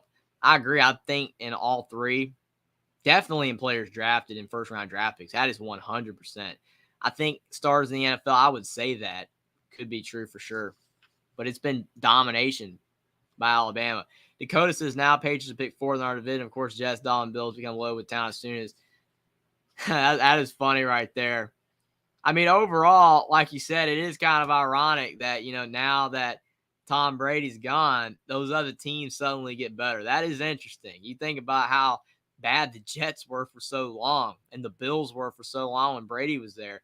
And even the Dolphins, all three teams were bad, and now they're better. It's kind of funny. You are right. That's a good one. It will be interesting to see in this second half, though. Can Xavier slow down Texas's guards? I think that they possibly can, but I'm not super confident for Xavier because they have struggled all season long on the defensive end. They've scored a lot of points this year, but they've also given up a lot of points this year. You got to slow teams down. Edwards says Bama, Clemson, Ohio State, and Georgia the most players in the draft these last 10 years, and that's not a shock. Who have been the four, you could say, best programs in college football the last 10 years, those four. So that's not a shock. I definitely see that. Easy Money says Bama. Why are you sure Clemson's up there ever? I get Ohio State and LSU. I get Ohio State and LSU more than Clemson. That's possible. I maybe can see LSU, but Clemson's had a lot as well. But LSU had a lot of draft picks that year with Joe Burrow. That was a loaded team. Easy Money said you did say Ohio State, my bad, but LSU is a good many. I think that all 5 of those, you can throw LSU in there, Clemson, Ohio State, Georgia, Alabama, they just turn out picks. I mean, they're draft pick factories. I mean, they get so much talent coming in and year out. They're going to get players to go pro for sure. But Texas in basketball, I think they have some players that are definitely worthy of being in the NBA. Xavier has a couple. But Xavier's really struggling right now on the offensive and defensive end. I mean, if Xavier was scoring in this game and they were struggling on defense, it would be okay. Like if Texas, they have 42 points right now, but if Xavier had like 39, it'll be okay. But overall, Xavier's struggling on the offensive end as well. You can't struggle on both sides of the ball if you want to win. If you're dominating on both sides of the ball, you're going to win a game. If you're dominating only on one side of the ball and not the other, it could go either way. But if you're struggling on both sides of the ball, you're not going to win. And Xavier is struggling on offense and defense in this game. That's why it's not surprising they're down by 17. But they have the talent. They have the head coach and Sean Miller to get back in this game. And Texas, they did hit some big shots in the first, but can they keep it up? Can they do it for a full 40? It will be interesting to see. I think Texas definitely can keep it up for a full 40. But if they cannot, Xavier could easily go on a quick 8-0 run to start the second half and get back in this game. But they said Xavier, the lowest field goal percentage in the first half this season. They were only 27% from the field. Texas was 53%. And again, not going to get it done. Dakota says Clemson has a few great first-round picks each year, like Etienne and Lawrence. Bama and Georgia have 12, 16 guys each year, though. Insane to watch them play basketball 7 games a year. It's insane. Val Zagosa, would you rather get $1 million cash tomorrow or know the full bracket result for next year's March Madness? I mean, that's an interesting question. I think most people would probably take the $1 million. I mean, it'd be crazy to know the result. That's an interesting question. But this game right here between Texas and Xavier, it's about to start the second half. But Texas with a big lead. Up by 17. As Dakota says, all right, enough football, back to the madness. Again, the madness is coming. But Xavier's going to dictate how much madness happens in the second half if they can pull a comeback. But Creighton now up 71-63 on Princeton. 5 to go in the second. Creighton up by 8. They have a fairly comfortable lead. But they were up by more earlier in the game, kind of allowing Princeton to get back in it. But now Creighton's up by 10, so it will be interesting to see what happens there. But Xavier with the basketball. Adam Kunkel, he thought about the 3. He's driving, and he turns the basketball over almost, but he gets fouled. He definitely was going to turn it over, but they call a foul on Texas. That's definitely a bailout foul. But 19:44 to go in the second. Xavier to inbound. Sule Boom to inbound the basketball. He kicks it to Jack Nungy. Adam Kunkel for 3, and he knocks it down. Adam Kunkel has actually played a really solid game for Xavier. He's probably been the lone bright spot on the offensive end. 42-28. Tyrese Hunter kicks to Christian Bishop. And now you've got Timmy Allen with the ball. Christian Bishop gets it back. Texas passing the ball really well on this possession. But Tyrese Hunter, he drives it into the lane, and he hits another tough layup for Texas. Xavier still not stopping the dribble penetration. 44-28 Texas. 19 to go in the second. They do call a foul on Texas. But Xavier down by 16. Trying to find any way to get back in this game, but they're not slowing down Texas. Texas just keeps driving in and getting layups. That's not sustainable for Xavier. Xavier's already down big, and it's just going to keep getting worse. The lead's going to keep growing for Texas, and they can't get stops. But Xavier with the basketball. Sule Boom to inbound again. 18:59 to go in the second. He inbounds it to Colby Jones, who's been really quiet in this game. Colby Jones is driving in. He goes in the lane and he misses a floater, but Jerome Hunter does get the offensive rebound for the Musketeers. Now Jack Nungy with the ball back to Colby Jones. Just missed that floater. But Colby Jones trying to get it to Jack Nungy. And almost another turnover, but Xavier gets the ball back. Colby Jones for three, and he bricks the three. And they do call a foul on Texas. But Xavier just cannot make shots right now. That has definitely been an issue in this game. The Musketeers are really struggling to shoot the basketball. They're a great shooting team, but again, you cannot rely on that. When your shots aren't falling, you got to find a way to get some easier shots, and Xavier's not doing that.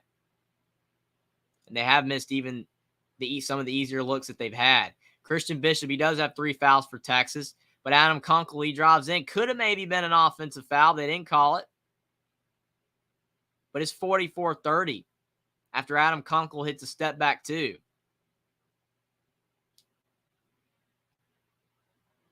But it's 44-30. Texas up by 14, 18 to go in the second half. The Longhorns still in complete control of this game. Xavier trying to make a comeback. But Tyrese Hunter drives into the lane, and he hits a big layup for Texas again. Texas getting easy shots, getting layups. They just have more speed. They're quicker than Xavier. And another turnover for the Musketeers. Texas is going to get the basketball back. Easy money. So I think the smart thing would be to know next year's bracket. Dakota says, no way full bracket results. You could roll that into generational well, my friend. Haha. Well, I mean, you look at it both ways. I mean, from the betting perspective, you know the bracket. I mean, yeah, you could pick. I get that part. You're right. But still, $1 million straight up. It's interesting. It's a good question, though. But it's 46-30 Texas. Tyrese Hunter, he finally misses a layup. Xavier gets the basketball. Colby Jones driving the ball down the floor. But Colby Jones had a rough game. Kicks to Jack Nungy. And Jack Nungy misses another layup. He gets it back and he misses again. But the ball's off Texas. But Xavier just cannot buy a bucket. They're missing so many bunnies. It's unbelievable. They're such a really good offensive team. They just cannot make shots. But 46-30. Texas up 16. 17-10 to go in the second. Desmond Claudy's in the game for Xavier, and he just turns it over, gives the ball right up. He dribbled it too far in front of him. And Texas, Serge Jabari Rice, he does miss a three, but that would have almost been a dagger shot. But Xavier basketball. Creighton's up 76-67 on Princeton, 3:30 to go in the second, but Xavier down by 16. Texas is doing a great job on both sides of the ball. Really playing a good floor game overall on offense and defense. Easy Money says, I got to go soon. I ran most of my phone battery down. In another chat room, the Bama versus San Diego State game. Sounds good, man. Thanks for being here tonight. You're awesome, man. Stinks that Alabama lost. For sure. But they just cannot make shots. But thanks for being here, man. Jerome Hunter, he misses the first free throw. That's tough. Xavier down big, and then you're missing free throws. You got to make your free throws. And he does hit the second. Jerome Hunter cuts the lead down to 15. But I don't know. Xavier just not playing inspiring basketball right now. Texas is just getting some easy buckets. Whenever Texas drives into the lane, it's almost an automatic bucket. It's almost like you just need to keep doing it. Don't even shoot threes. With Serge Jabari Rice, he's driving in. Kicks to Brock Cunningham. Back to Rice. Rice with the behind-the-back dribble. He takes a floater, and he knocks it down. Again, when Texas gets in the paint, it's almost a guaranteed bucket right now. 48-31. 16:30 to go in the second half. Sean Miller does not want to call timeout, but he might have to soon. Jack Nungy, he does get the layup. 48-33. Xavier down by 15. Still plenty of time. 16 minutes to go in the second half, but the Musketeers are going to have to start making a comeback soon. Tyrese Hunter, and he knocks down a three for Texas. Now the threes are falling. The Longhorns are making threes. They're hitting layups. The Longhorns are dominating. And they can keep this up for another 15 and change, they will be in the Elite Eight. Sule Boom trying to drive, but he takes a step back three. Big shot for Sule Boom. Maybe that will get him going. 51-30. They call it 2 right now, 35. But it looked like it might have been a 3, but they're going to have to review it, possibly. But 51-35. 15-30 to go in the second. Timmy Allen with the ball with the turnaround 2. He does not get the roll. He almost got it to bounce in, but they do call a foul on Texas. So Xavier ball at the under 16 timeout. Gixter Squid, thanks for being here tonight. Says, can you believe San Diego State over Bama called it yet? Who knew? Mensa saw a great tournament this year, albeit many busted brackets. Oh, I completely agree on the busted brackets. I mean, there's no way anybody could have predicted all these upsets. I mean, a lot of people knew there would be parity. I thought there would be a lot of parity as well because no team just really, I don't think, blew people away. It just seemed like so many teams were beatable. But to your point, Mensa is a fantastic player, had a lot of big blocks, and I think San Diego State showed that they're a really good basketball team. They're really solid, and they were able to slow down Alabama, and they weren't making shots. Gixter Squid, I'm surprised Texas has been able to overcome the early season distractions. Yeah, it's surprising with Chris Beard and everything, but they've turned their season around. They never really were down, but they had a little slight rough patch earlier in Big 12 play, but they played great basketball down the stretch of the season, almost took the Big 12 from Kansas, won the conference title game, and they've been solid. So you are right, Gixer Squid. Easy Money says, it's truly been March Madness. Yeah, my Crimson Tide lost. Grr. Dakota says, I can send you a charge if you really need one, bro. That's funny. Easy Money says, Creighton up by 9. Now it's down to 7. Yeah, Princeton's hanging around. Again, Creighton looking like they're going to be going to the Elite Eight, but still, you're letting Princeton hang around. You want to find a way to blow it open a little bit to get the win. Jackson says once Creighton wins in a little bit, they will be in the Elite Eight for the second time in school history. Their only time was in 1941. That's unbelievable. You think about all the teams that Creighton's had that's been really solid, and the fact that they haven't been to the Elite Eight since 1941, that's insane.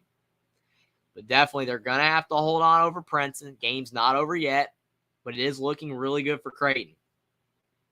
Easy Money says, Dakota, I got one. Thanks. It's an iffy connection sometime. I'll get a new one soon. It's fine as long as I'm not trying to use it on chart. Charters decently, though. It works. That's cool, man. But again, thanks for being here. James Scott, at this point, I think it's safe to say Texas is going to be in the Elite Eight. Yeah, I mean, you look at Xavier just really struggling right now. And I don't think a lot of people expected this because Xavier's a good team. But again, their offense is just not getting the job done right now. Easy Money says it's safe to say Creighton will, but nothing's definite in this tournament. I mean, again, I've seen so many games this tournament where you thought one team was going to win, and then the other team that's losing comes back and wins. You just never know. Dakota says, took a lot bet at Texas minus 11 for 50. Might be not smart, but Texas looks better in every position.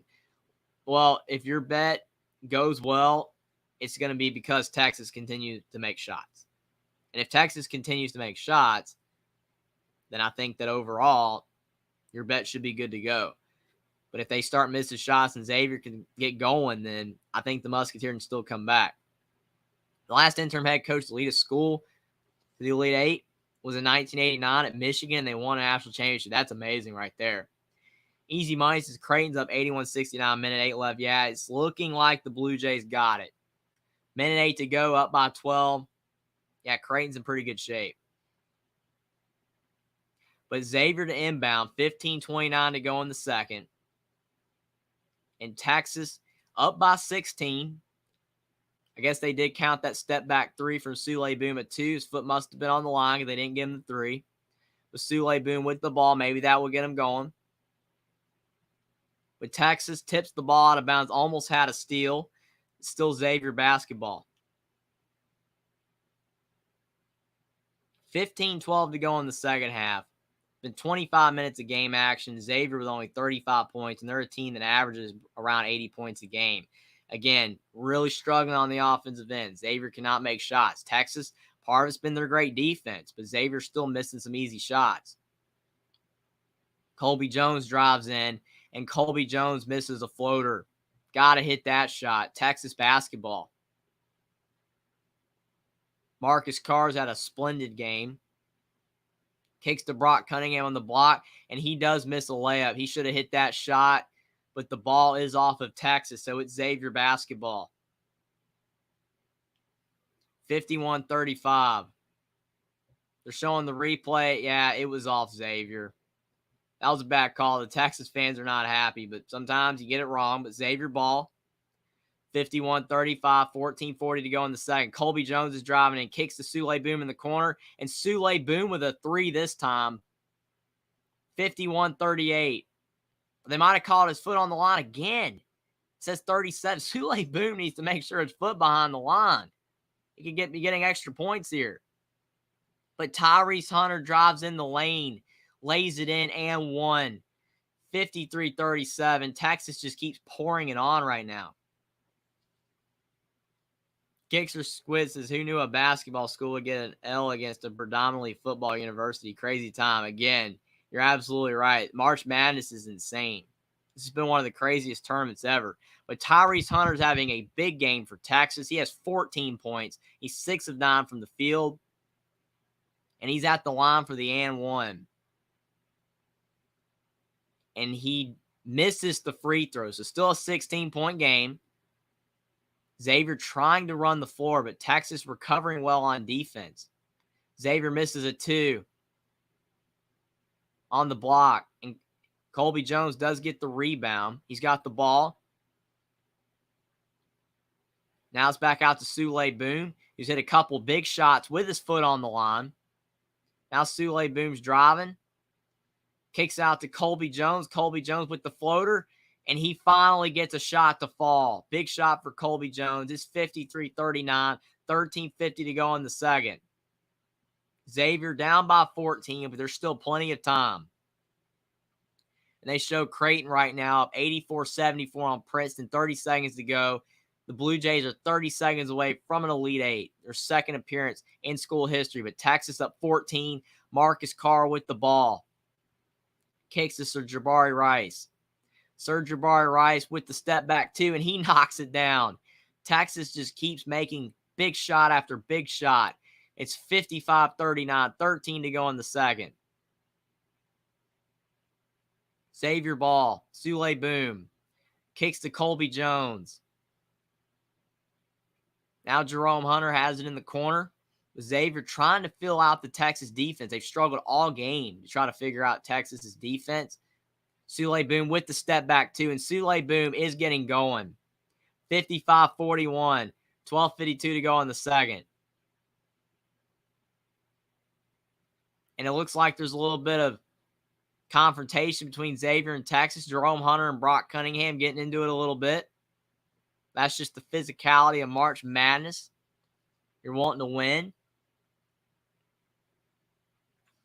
You definitely don't want to let your emotions get too high and cause you to make a big mistake. But I don't think they called anything there. But Texas will inbound the basketball. Sule Boom has scored the last 6 of the last 8 points for Xavier. He's starting to feel it. But Texas still with a big lead. And Marcus Carr, he kicks to Timmy Allen, now down to Brock Cunningham. Back to Marcus Carr for 3. And Marcus Carr with another big shot, 58-41. Texas keeps scoring every possession. Xavier won't have a chance. And another turnover for Xavier. Timmy Allen with the ball. To Sir Jabari Rice, and he does miss the layup. I think he was trying to dunk, but then he changed it to a layup at the end, and he misses it. But still Texas up by 17. Desmond Claude with the ball. Kicks to Jack Nungy. He's turning, and he misses a floater. Texas basketball. 12 to go in the second. Tyrese Hunter for 3, and he knocks it down. Texas is up by 20. And timeout Xavier. Texas is on fire right now. The Longhorns are making every shot. Unbelievable. Easy money. I picked Texas, bam, and changed my Crimson Tide. Disappointed me, but Texas is not disappointing you right now. They're up by 20 over Xavier and have a really good chance to go to the Elite Eight. James Scott said it could be. The take was just too tempting. That's funny. Dakota says close calls always go to the losing team. Not a good thing when you're betting on the winning team. Sometimes, I mean, you look at it, a lot of these games, people are picking the team that definitely looks better on paper, and the other team wins. I mean, like Tennessee, Florida Atlantic. I know a lot of people don't believe in Tennessee because they haven't had a lot of success with Rick Barnes going far in the tournament, but they were the better team on paper, but then Florida Atlantic wins, so you just never know. Easy Mice, I'm going back and forth. Texas beating Xavier, laughing aloud. In Alabama, we spell Xavier. Xavier, that's funny. I think that this game right here is, again, showing that the team that shoots better in a given game is a big way you win. I mean, out hustling on defense is a big reason why Texas is winning as well. But you look at this game, Texas is making shots. Serge Jabari Rice, Marcus Carr, Timmy Allen, Tyrese Hunter, they're all making shots. And Xavier just can't keep up. I think this is going to really bode well for Texas in this tournament if they can keep up this level of shooting. It will be tough. March Madness has shown that it's been really difficult for these teams to keep up this high level of play, but right now, Texas is dominating right now. Dakota says Texas is 2-0. Let's go for sure. They are on fire. Easy Money says Creighton about to advance. Jeff says Texas is really good. 100% so. They're a great team, but it's about consistency. You can't have a bad performance. And you look at Texas. They could have this game right here and advance to the Elite Eight if they do win. And then their next game, play terrible. You never know. But it will be interesting for sure. Easy Money says final Creighton 86, Princeton 75. That game right there definitely goes to show that when Creighton is on the offensive end, they're a really dangerous team. And Princeton's solid. I mean, they deserve to be in the Sweet 16. Big wins over Arizona and a big one over Missouri, but they just fell short in the Sweet 16. It would have been a great Cinderella story for Princeton to get to the Elite Eight, but they just fell short, and a really great win for Creighton. Really good game overall. Easy Money says, well, Jeffrey, I got to go. Catch y'all later, everyone. It's still Roll Tide Roll. We'll be back. Bye, y'all. Thanks for being here, Easy Money. It's tough that Alabama lost, but thanks for being here. And this has been a fantastic stream. Thanks to everyone for being here. Like the stream down below. Subscribe to the channel if you guys are new. Share the stream out on social media. Thanks everyone for being here. The Sweet 16 is almost over. And Texas and Xavier, the last two teams that have a potential spot for the Sweet 16, move on from the Sweet 16 to the Elite Eight. But Texas right now, they're looking sweet in the Sweet 16, and they look like they're going to be going to the Elite Eight if they can keep up this high level of play.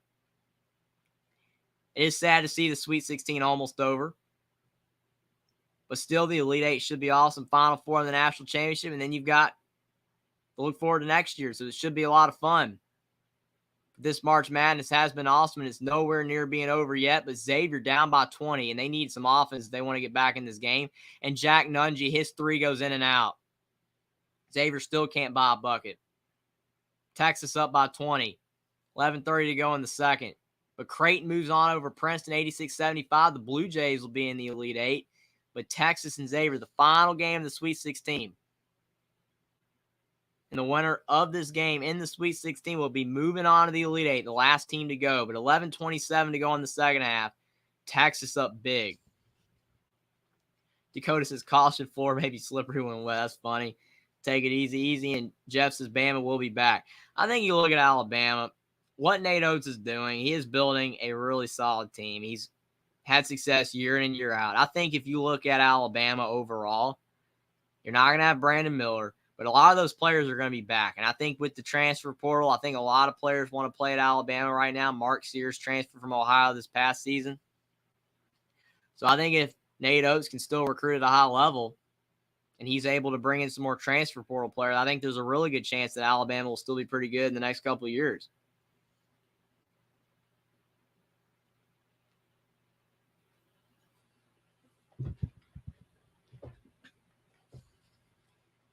But Nate Oates has done a fantastic job. I think if you look overall at Alabama, they're a team, again, that's showing that a school can be good in both sports. I think it's a really good sign for the rest of the teams in the NCAA that Alabama is having this success. Nate Oates has done a really good job. And a lot of people thought Nate Oates would go to Texas. You never know. Anybody could be available for that Texas job.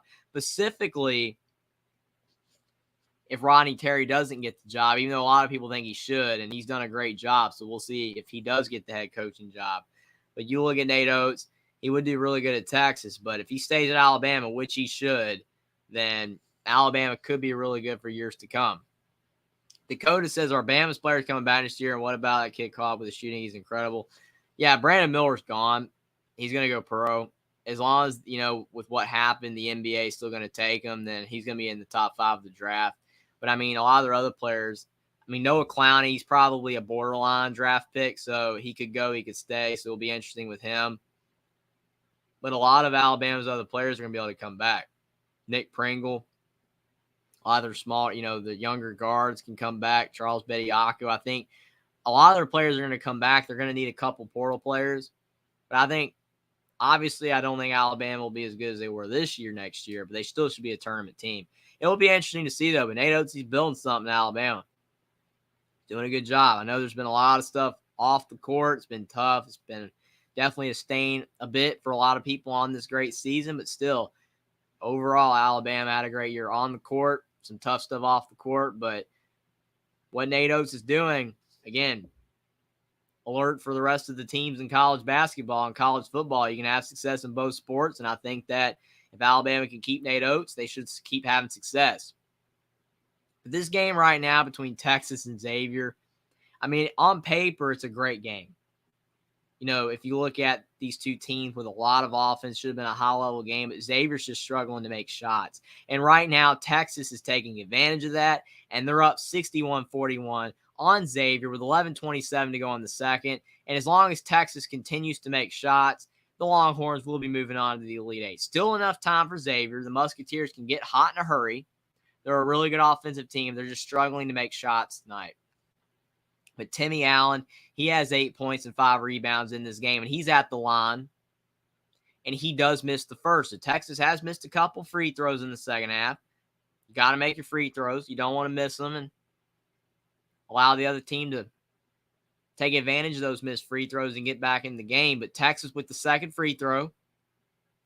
Timmy Allen trying to get up to 9 points in this game if he makes this free throw. And he knocks it down. So Texas up 62-41. A 21-point lead on the Xavier Musketeers. And there's 11:20 left in the second half. And they call a travel on Xavier. That is the absolute worst turnover at this time. You're down 21. You're trying to get the ball across half court and you travel. That is not a good sign for Xavier. And the Xavier players are definitely getting frustrated right now. Jack Nungy having to pull away Adam Kunkel from the ref because he's getting frustrated, but it is what it is. Xavier's got to make shots if they want to get back in this game. But I think overall, Texas has definitely been the better team on both sides of the ball. I think Texas has played really good defense, but Xavier's just missed shots as well. If Xavier had to hit more shots in the first half, those easy missed layups, and I think it would have really helped the Musketeers have a chance, but they just did not make shots. And Texas is on a 7-0 run in the last minute and a half, and Serge Jabari Rice, he's driving in, he gets fouled. 11:02 to go in the second half. Texas up by 21, and they're going to have 2 more free throws to try to extend this lead.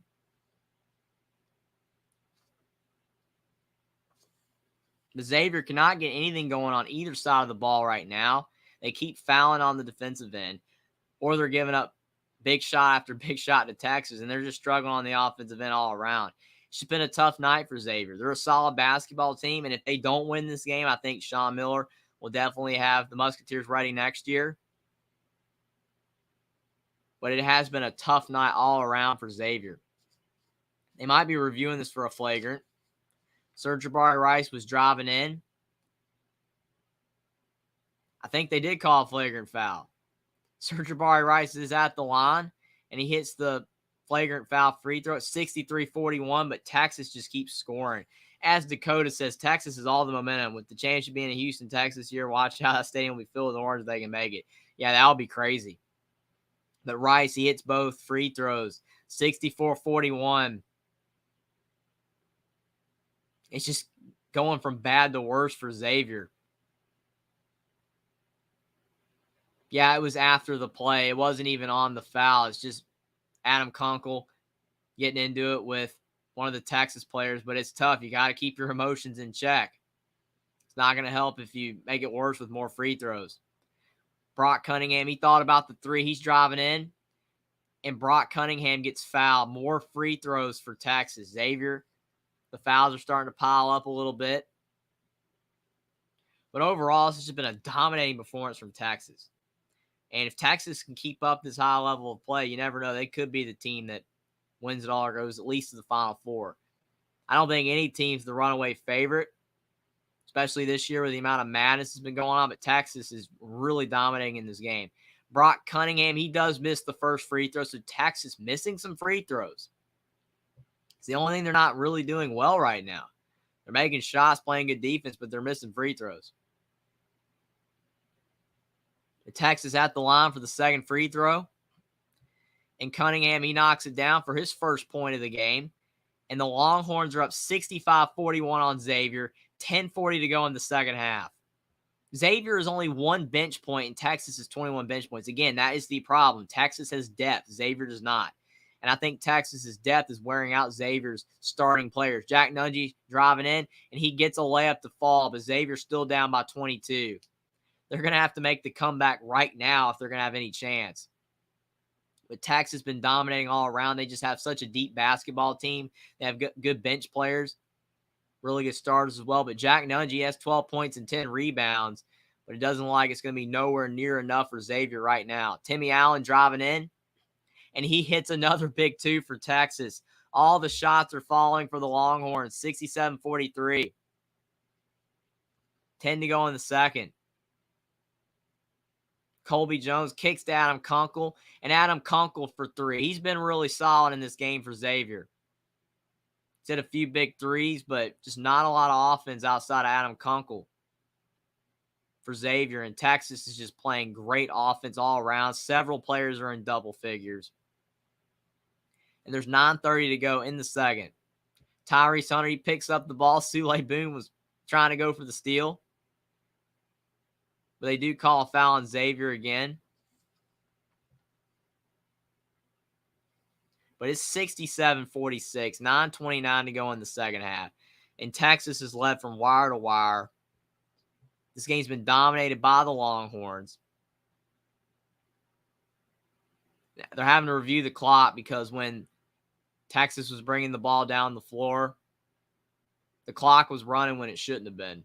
So they're going to have to fix the clock. Dakota says Texas is toying with and laughing out loud. For sure. I mean, right now they're in complete control of the game. You can do that when you're in the lead by this much. They're in complete control. So they're probably going to add about 12 seconds on the shot clock.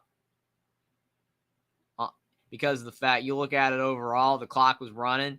Tyrese Hunter never touched the ball. So it's probably about 9:41 left in the second half.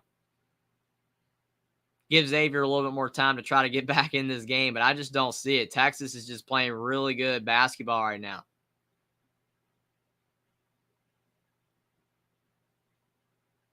Rodney Terry has to be pleased. He's probably telling his team right now in the huddle, just keep up the high level of play. You cannot lax. I think they actually took some time off. I think they're having some clock issues. I had it at 9:24, then they have it at 9:34, so they might have added a few seconds. But they just called another foul on Xavier now that the ball's finally been inbounded. Xavier just cannot defend Texas without fouling. I mean, that's a big issue. If you have to find a way to defend without fouling, you can't just keep drawing fouls and letting Texas go to the line. Texas is already up big. You got to find a way to not foul. Teddy Boy's here. Hey, guys, thanks for being here, Teddy Boy. Unfortunately, this has not been a close game at all. It's been great for Texas. Texas playing great basketball, but Xavier's really struggling in this game. They don't have the depth that Texas has. Xavier has one bench point. Texas has 22 bench points, and it's a 68-46 lead after Texas split some free throws. 9:20 to go in the second. But Adam Kunkel has 4 fouls for Xavier. Sean Miller's leaving him in. Not much else he can do right now. And Jack Nunge hits a big three for Xavier to cut it down to 19, get the lead under 20.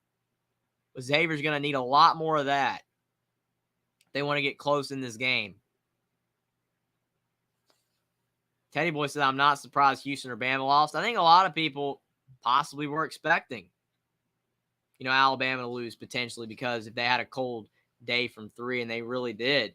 But, Houston as well. They're a really good defensive team. They couldn't stop Miami. But to your point, Teddy Boy, I think some people were calling for it.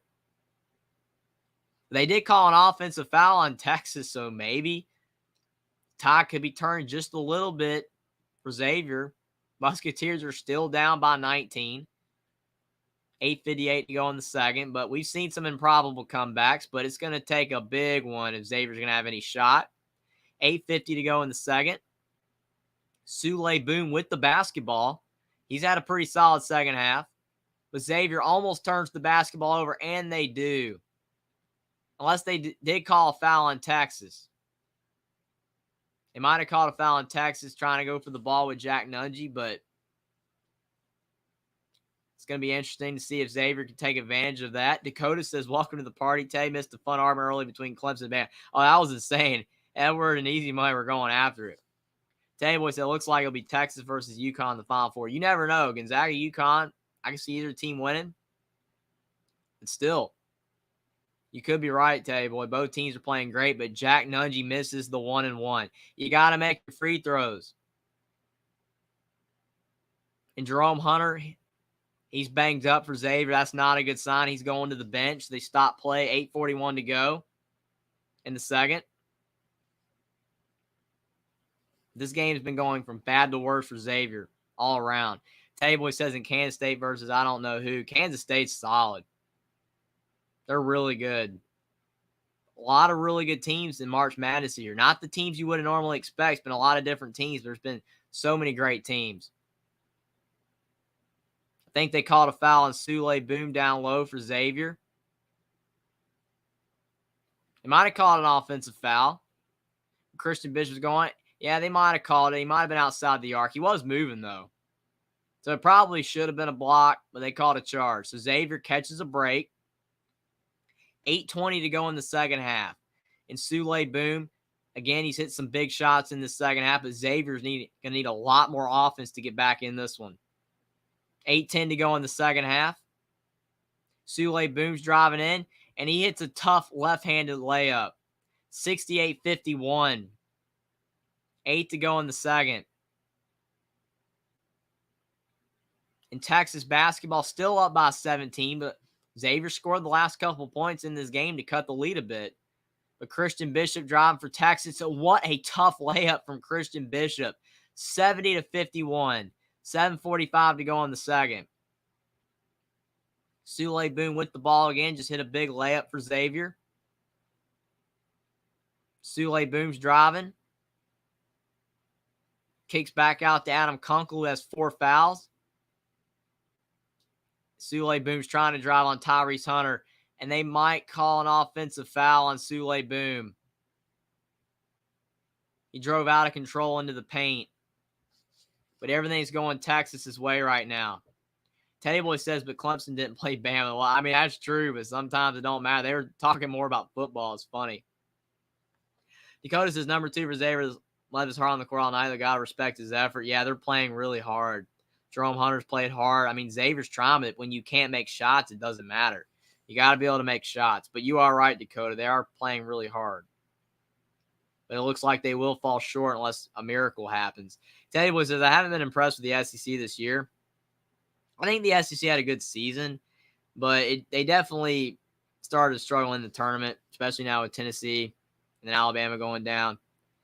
But I do think overall they had a solid season overall as a conference. But to your point, the SEC did struggle a bit as well. Edward says, I don't know, Miami will be a tough out for any team. They have good guard play, and a lot of guards just run at you the whole game.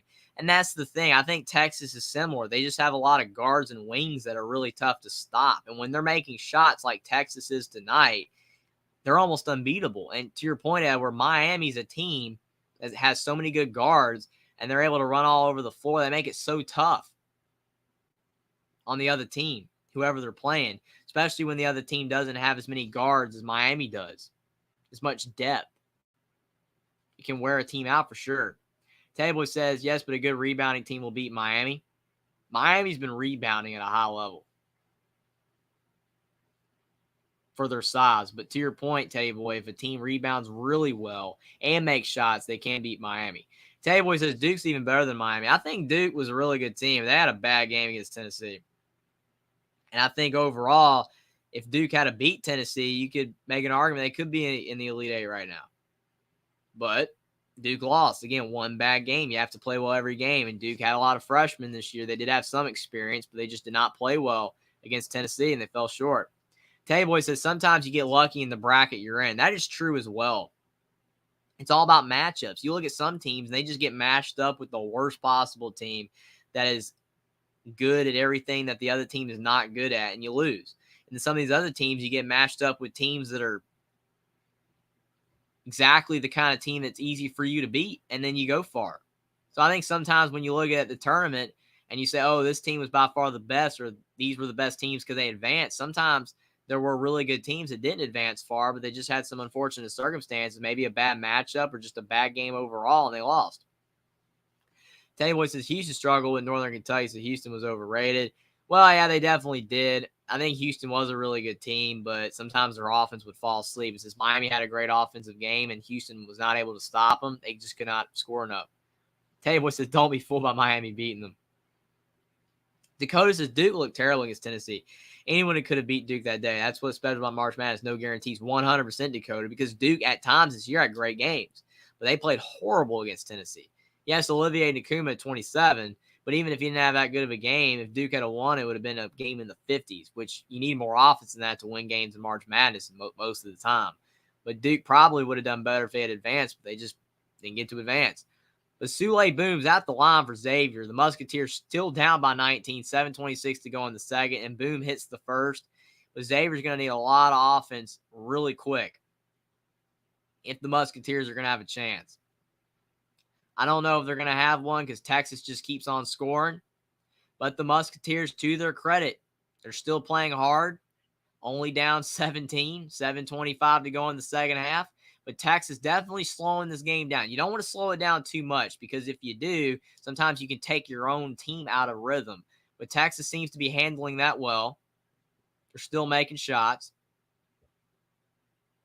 And they're running the clock down to give Xavier fewer opportunities to score. Marcus Carr, he tried to drive in, and Texas turns it over. Teddy Boy says, yeah, when you get this far, it hurts when you lose. Yeah, it's tough whenever you lose, even if it's the first round. You see players crying, but the farther you go, the tougher it is, because you're like, we were so close, yet so far away. It's really tough. It's always sad to see. It's great to see the winner, but seeing the loser, it's always sad. But that's sports. It's always a winner and a loser. It's tough. But Xavier, 6:50 to go in the second half.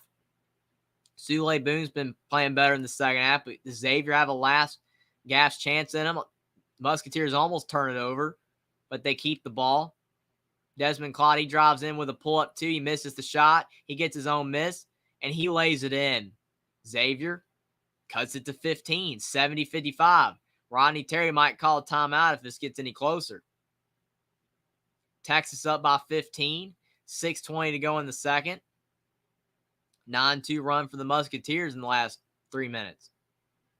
Marcus Carr, he's driving in with the floater, and instead he kicks it to Christian Bishop. Looked like he was going with a floater, but what a pass to Bishop and a dunk for Texas. 72-55.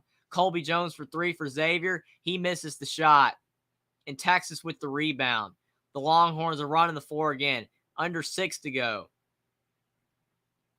Christian Bishop only averages 6 points a game this year. He's got 14 big points for Texas.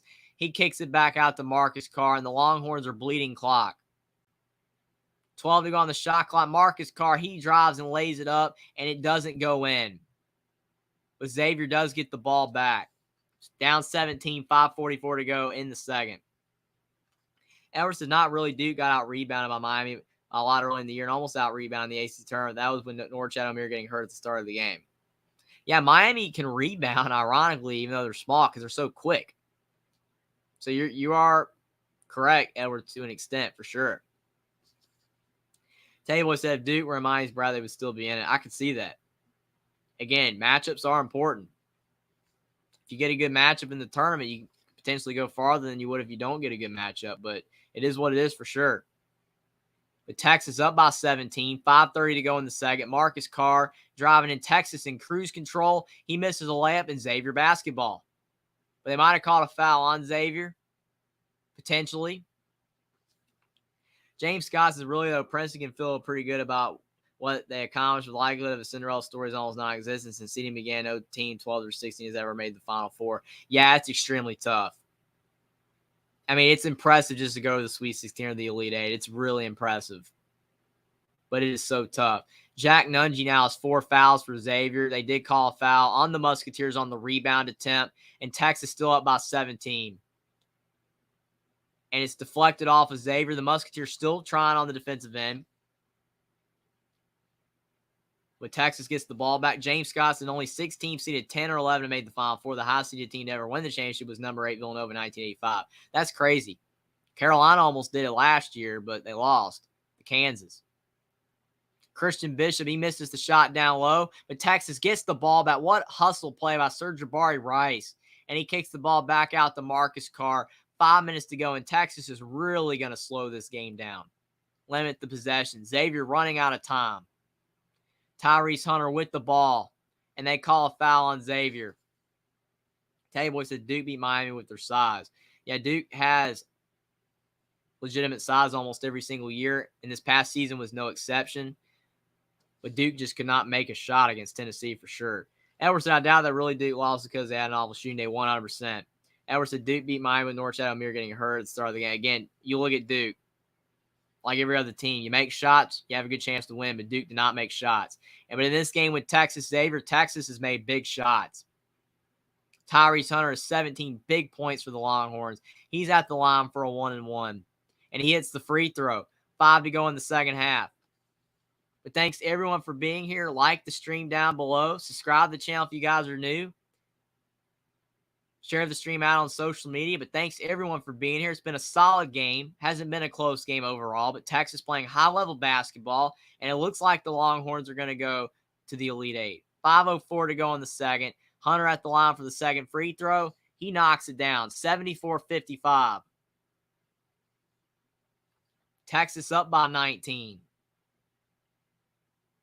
Xavier in some foul trouble. Texas now has 26 bench points, and Xavier is 3. That's a major difference in this game. The Musketeers did not have a lot of bench depth. I'm sure Sean Miller's going to work on that in the offseason. But Xavier scores a 2, and Sean Miller, he takes the timeout. 74-57, 4:46 to go. And you got Edward and Tayboy going at it between the two teams with Duke, Miami. Dakota said, this is what I love about game. Swaying a -11 Texas when laughing out loud. It's getting interesting for sure. You think Texas will win by more than 11, but Xavier's trying to come back. But I agree, Dakota. It does make it interesting for sure. I mean, it adds a new element to the game. Sometimes it's just exciting to watch even when you don't. But to your point, it does make it interesting. Teddy Boy said, but Duke beat Miami when they were on their way late in the season.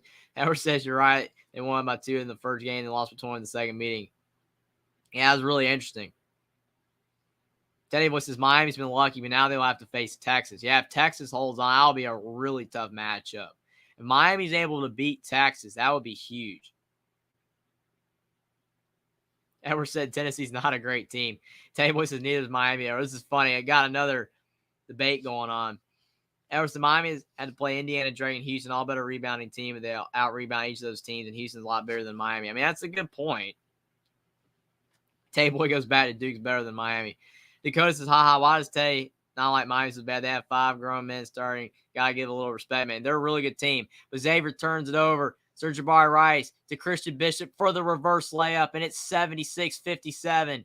Texas up 19, 4:30 to go in the second. Sule Boone with the ball, but it looks like it's going to be too little too late for Xavier.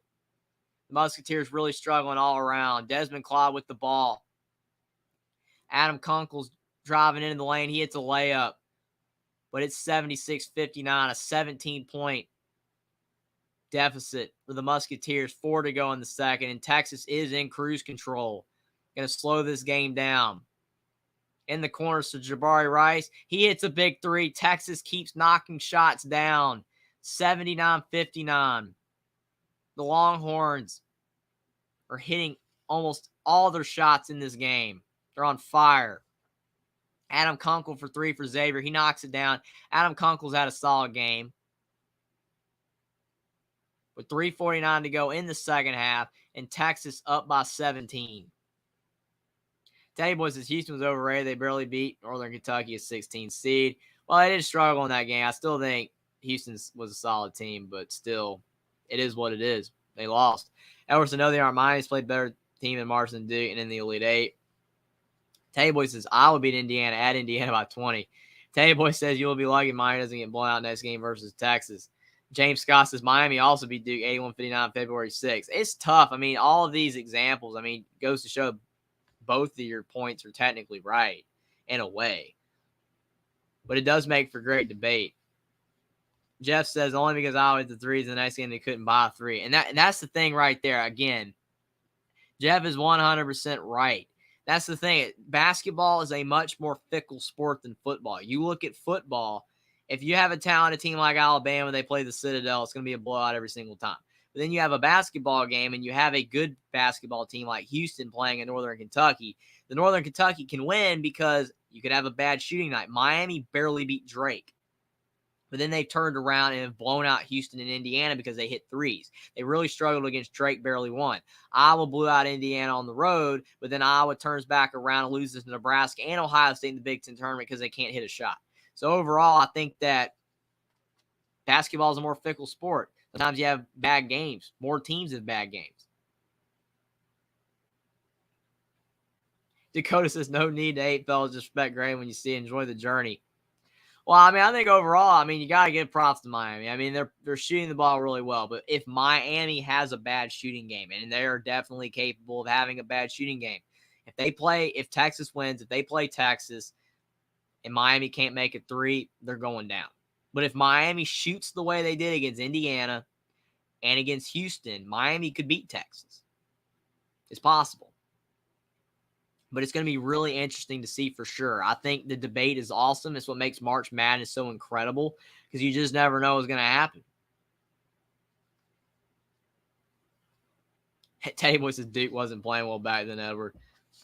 They went on a winning streak late in the season. Again, there's definitely so many different examples.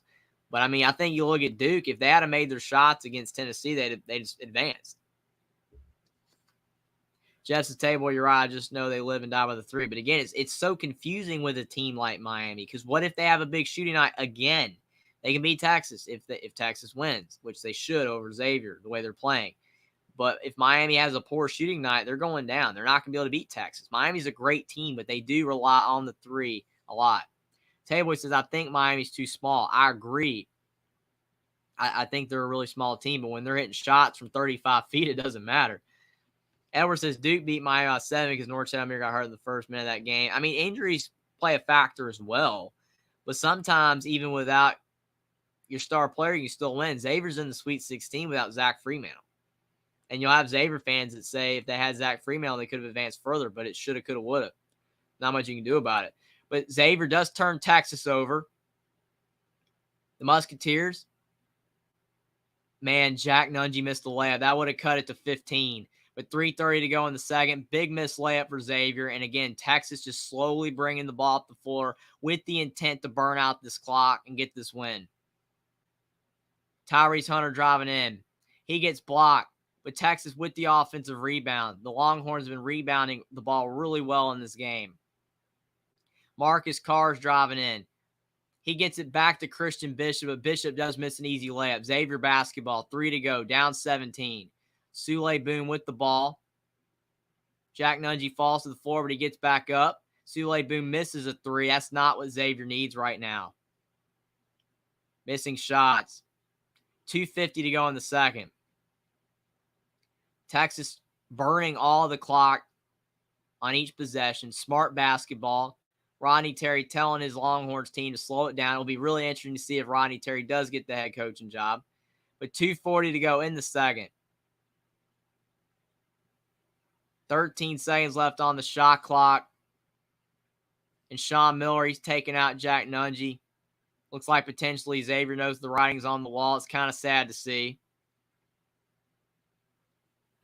James Scott's the table. When you lose, you lose. When you win, you don't lose. Don't unsell Miami because you're sold on Duke. I think it's a good argument either way. But again, a team that lives and dies by the three and you don't make them, it's tough. But Xavier turns the ball over yet again, just playing sloppy basketball. Texas ball, 79-62 over Xavier. 2:20 to go in the second. Texas has just dominated this entire game. They've been making shots. They've played good defense. And Xavier just really struggled to score when they're a great offensive team. It is what it is for the Musketeers. Marcus Carr for two. He misses the shot. Xavier gets the rebound. Still down 17. 150 to go in the second. Colby Jones is driving in. Colby Jones, he hits the floater. Cuts the lead down to 15. 140 to go in the second. But Texas hanging on to a 15-point lead. It looks like the Longhorns will be moving on to the Elite Eight, the last team to punch their ticket to the Elite Eight. They have a commanding 15-point lead over Xavier. Serge Jabari Rice. He drives in. Goes up and under. Xavier misses a layup. Christian Bishop tried to tip it in, but no good. Xavier basketball. 120 to go in the second. And Colby Jones turns shoulder, and he scores again. Colby Jones is getting going a little bit. And now it's 79-66, 111 to go in the second, and timeout Xavier, last timeout. James Scott says Miami's still in the tournament. Duke is not. Edward says Duke is better at sitting at home than Miami. You guys are hilarious. Table says Miami would be out if they were in another bracket. Edward says Duke had an easy bracket also. Jeff's the table. I agree. Duke is better. They were horrible against Tennessee, though. 100%. I mean, again, Duke is a good team. They have talent. That's undeniable. You look at the roster. You had all the five-star freshmen. You had Jeremy Roach. You had Ron Young. Jacob Grandison's experienced players. But Kyle Filipowski, Derek Lively, Dariq Whitehead, Tyrese Proctor as freshmen, all really good players. But Duke had an awful game. Yes, Mark Mitchell was out with an injury, but it doesn't really matter. At the end of the day, they just had a terrible performance. James Scott said Miami just played number one Houston. They played Indiana. What is your unbelief? Oh, that's right. It's Duke who lost. Table says, you remember what a Big 12 team did to Miami in the Elite Eight last year? Edward said it's okay as a Duke fans. Every team is worse than Duke. This is funny. James Scott said, I remember Miami not losing tonight. And Miami beat Indiana. So, I mean, Indiana was a good team. They just couldn't make enough shots. And again, when Miami's hitting shots, they are such a tough team to beat. Teddy Boy said, I never said every team is worse than Duke. James Scott says, and yet Houston made it further than Duke. I love this. Is funny. This is hilarious. I think overall, you just look at, debates in general. Sometimes both people are right. I think both of you guys have a point. I think Miami is a team that if they don't make their threes, could lose, but they still haven't made their shots. So kudos to them. Duke, really good team, but had a bad game against Tennessee. So it's really interesting. But 1 minute to go. Texas up 79-66 over Xavier. It looks like the Musketeers are going to fall short. They have cut the lead a little bit to make it look more respectable. But the ball goes off Xavier. 55 seconds to go. Texas still up by 13. The Longhorns have been a bit sloppy down the stretch, but they have such a big lead, it's not going to matter. Adam Kunkley's going to the bench in tears. It's sad to see. Sule Boom as well. Sean Miller taking out his starters. But what a great season for Xavier and Sean Miller's first season as head coach. The Musketeers had a great year overall. A season they should be proud of. But Christian Bishop for two for Texas. 81-66. 40 seconds to go in the second. But Colby Jones, he's driving in. Maybe could have been a push-off. They didn't call it. But Xavier with another bucket. The Musketeers offense got going late. But it was just too late. Overall, I think you look at Xavier, that again, they had a really solid team. They couldn't make shots. Dakota says minus 11 cash for sure. Looks like Texas is going to win by more than 11. 81-68, 20 seconds to go. Serge Jabari Rice drives in and lays it in. 83-68, up by 15. Dakota got that bet. Good job, Dakota. But Xavier takes a three, knocks it down. 83-71. 6 seconds to go, and Texas wins by 12. What a performance by the Texas Longhorns. 83-71 over the Xavier Musketeers. What a game to round out the Sweet 16. It's sad to see for Xavier. But what a fantastic performance by the Texas Longhorns. And it should be a fantastic Elite Eight. I'm looking forward to it, guys. But thanks, everyone, for being here. Like the stream down below. Subscribe to the channel if you guys are new. Share the stream out on social media. But again, thanks, everyone, for being here tonight. You guys made this a great stream. You guys are awesome. This was a fantastic basketball game, even though Texas led from wire to wire. But Xavier really tried down the stretch. They just fell short. As Dakota says, man, Jeffrey, I'm 7-0 gambling watching your streams. I'll be back tomorrow, brother. For sure, I should be able to do at least one game tomorrow. But thanks, everyone, for being here tonight. Dakota says, give Jeff a like. Everyone, thank you so much, Dakota. But thanks, everyone, for being here. I will see you guys tomorrow. March Madness has been awesome. It's been fantastic so far. We're going to be moving on to the Elite Eight. Should be a lot of fun. But a big win for Texas. 83-71 over Xavier to move on to the Elite Eight. It's been awesome, everybody. March Madness is fantastic, but thanks for being here, everybody.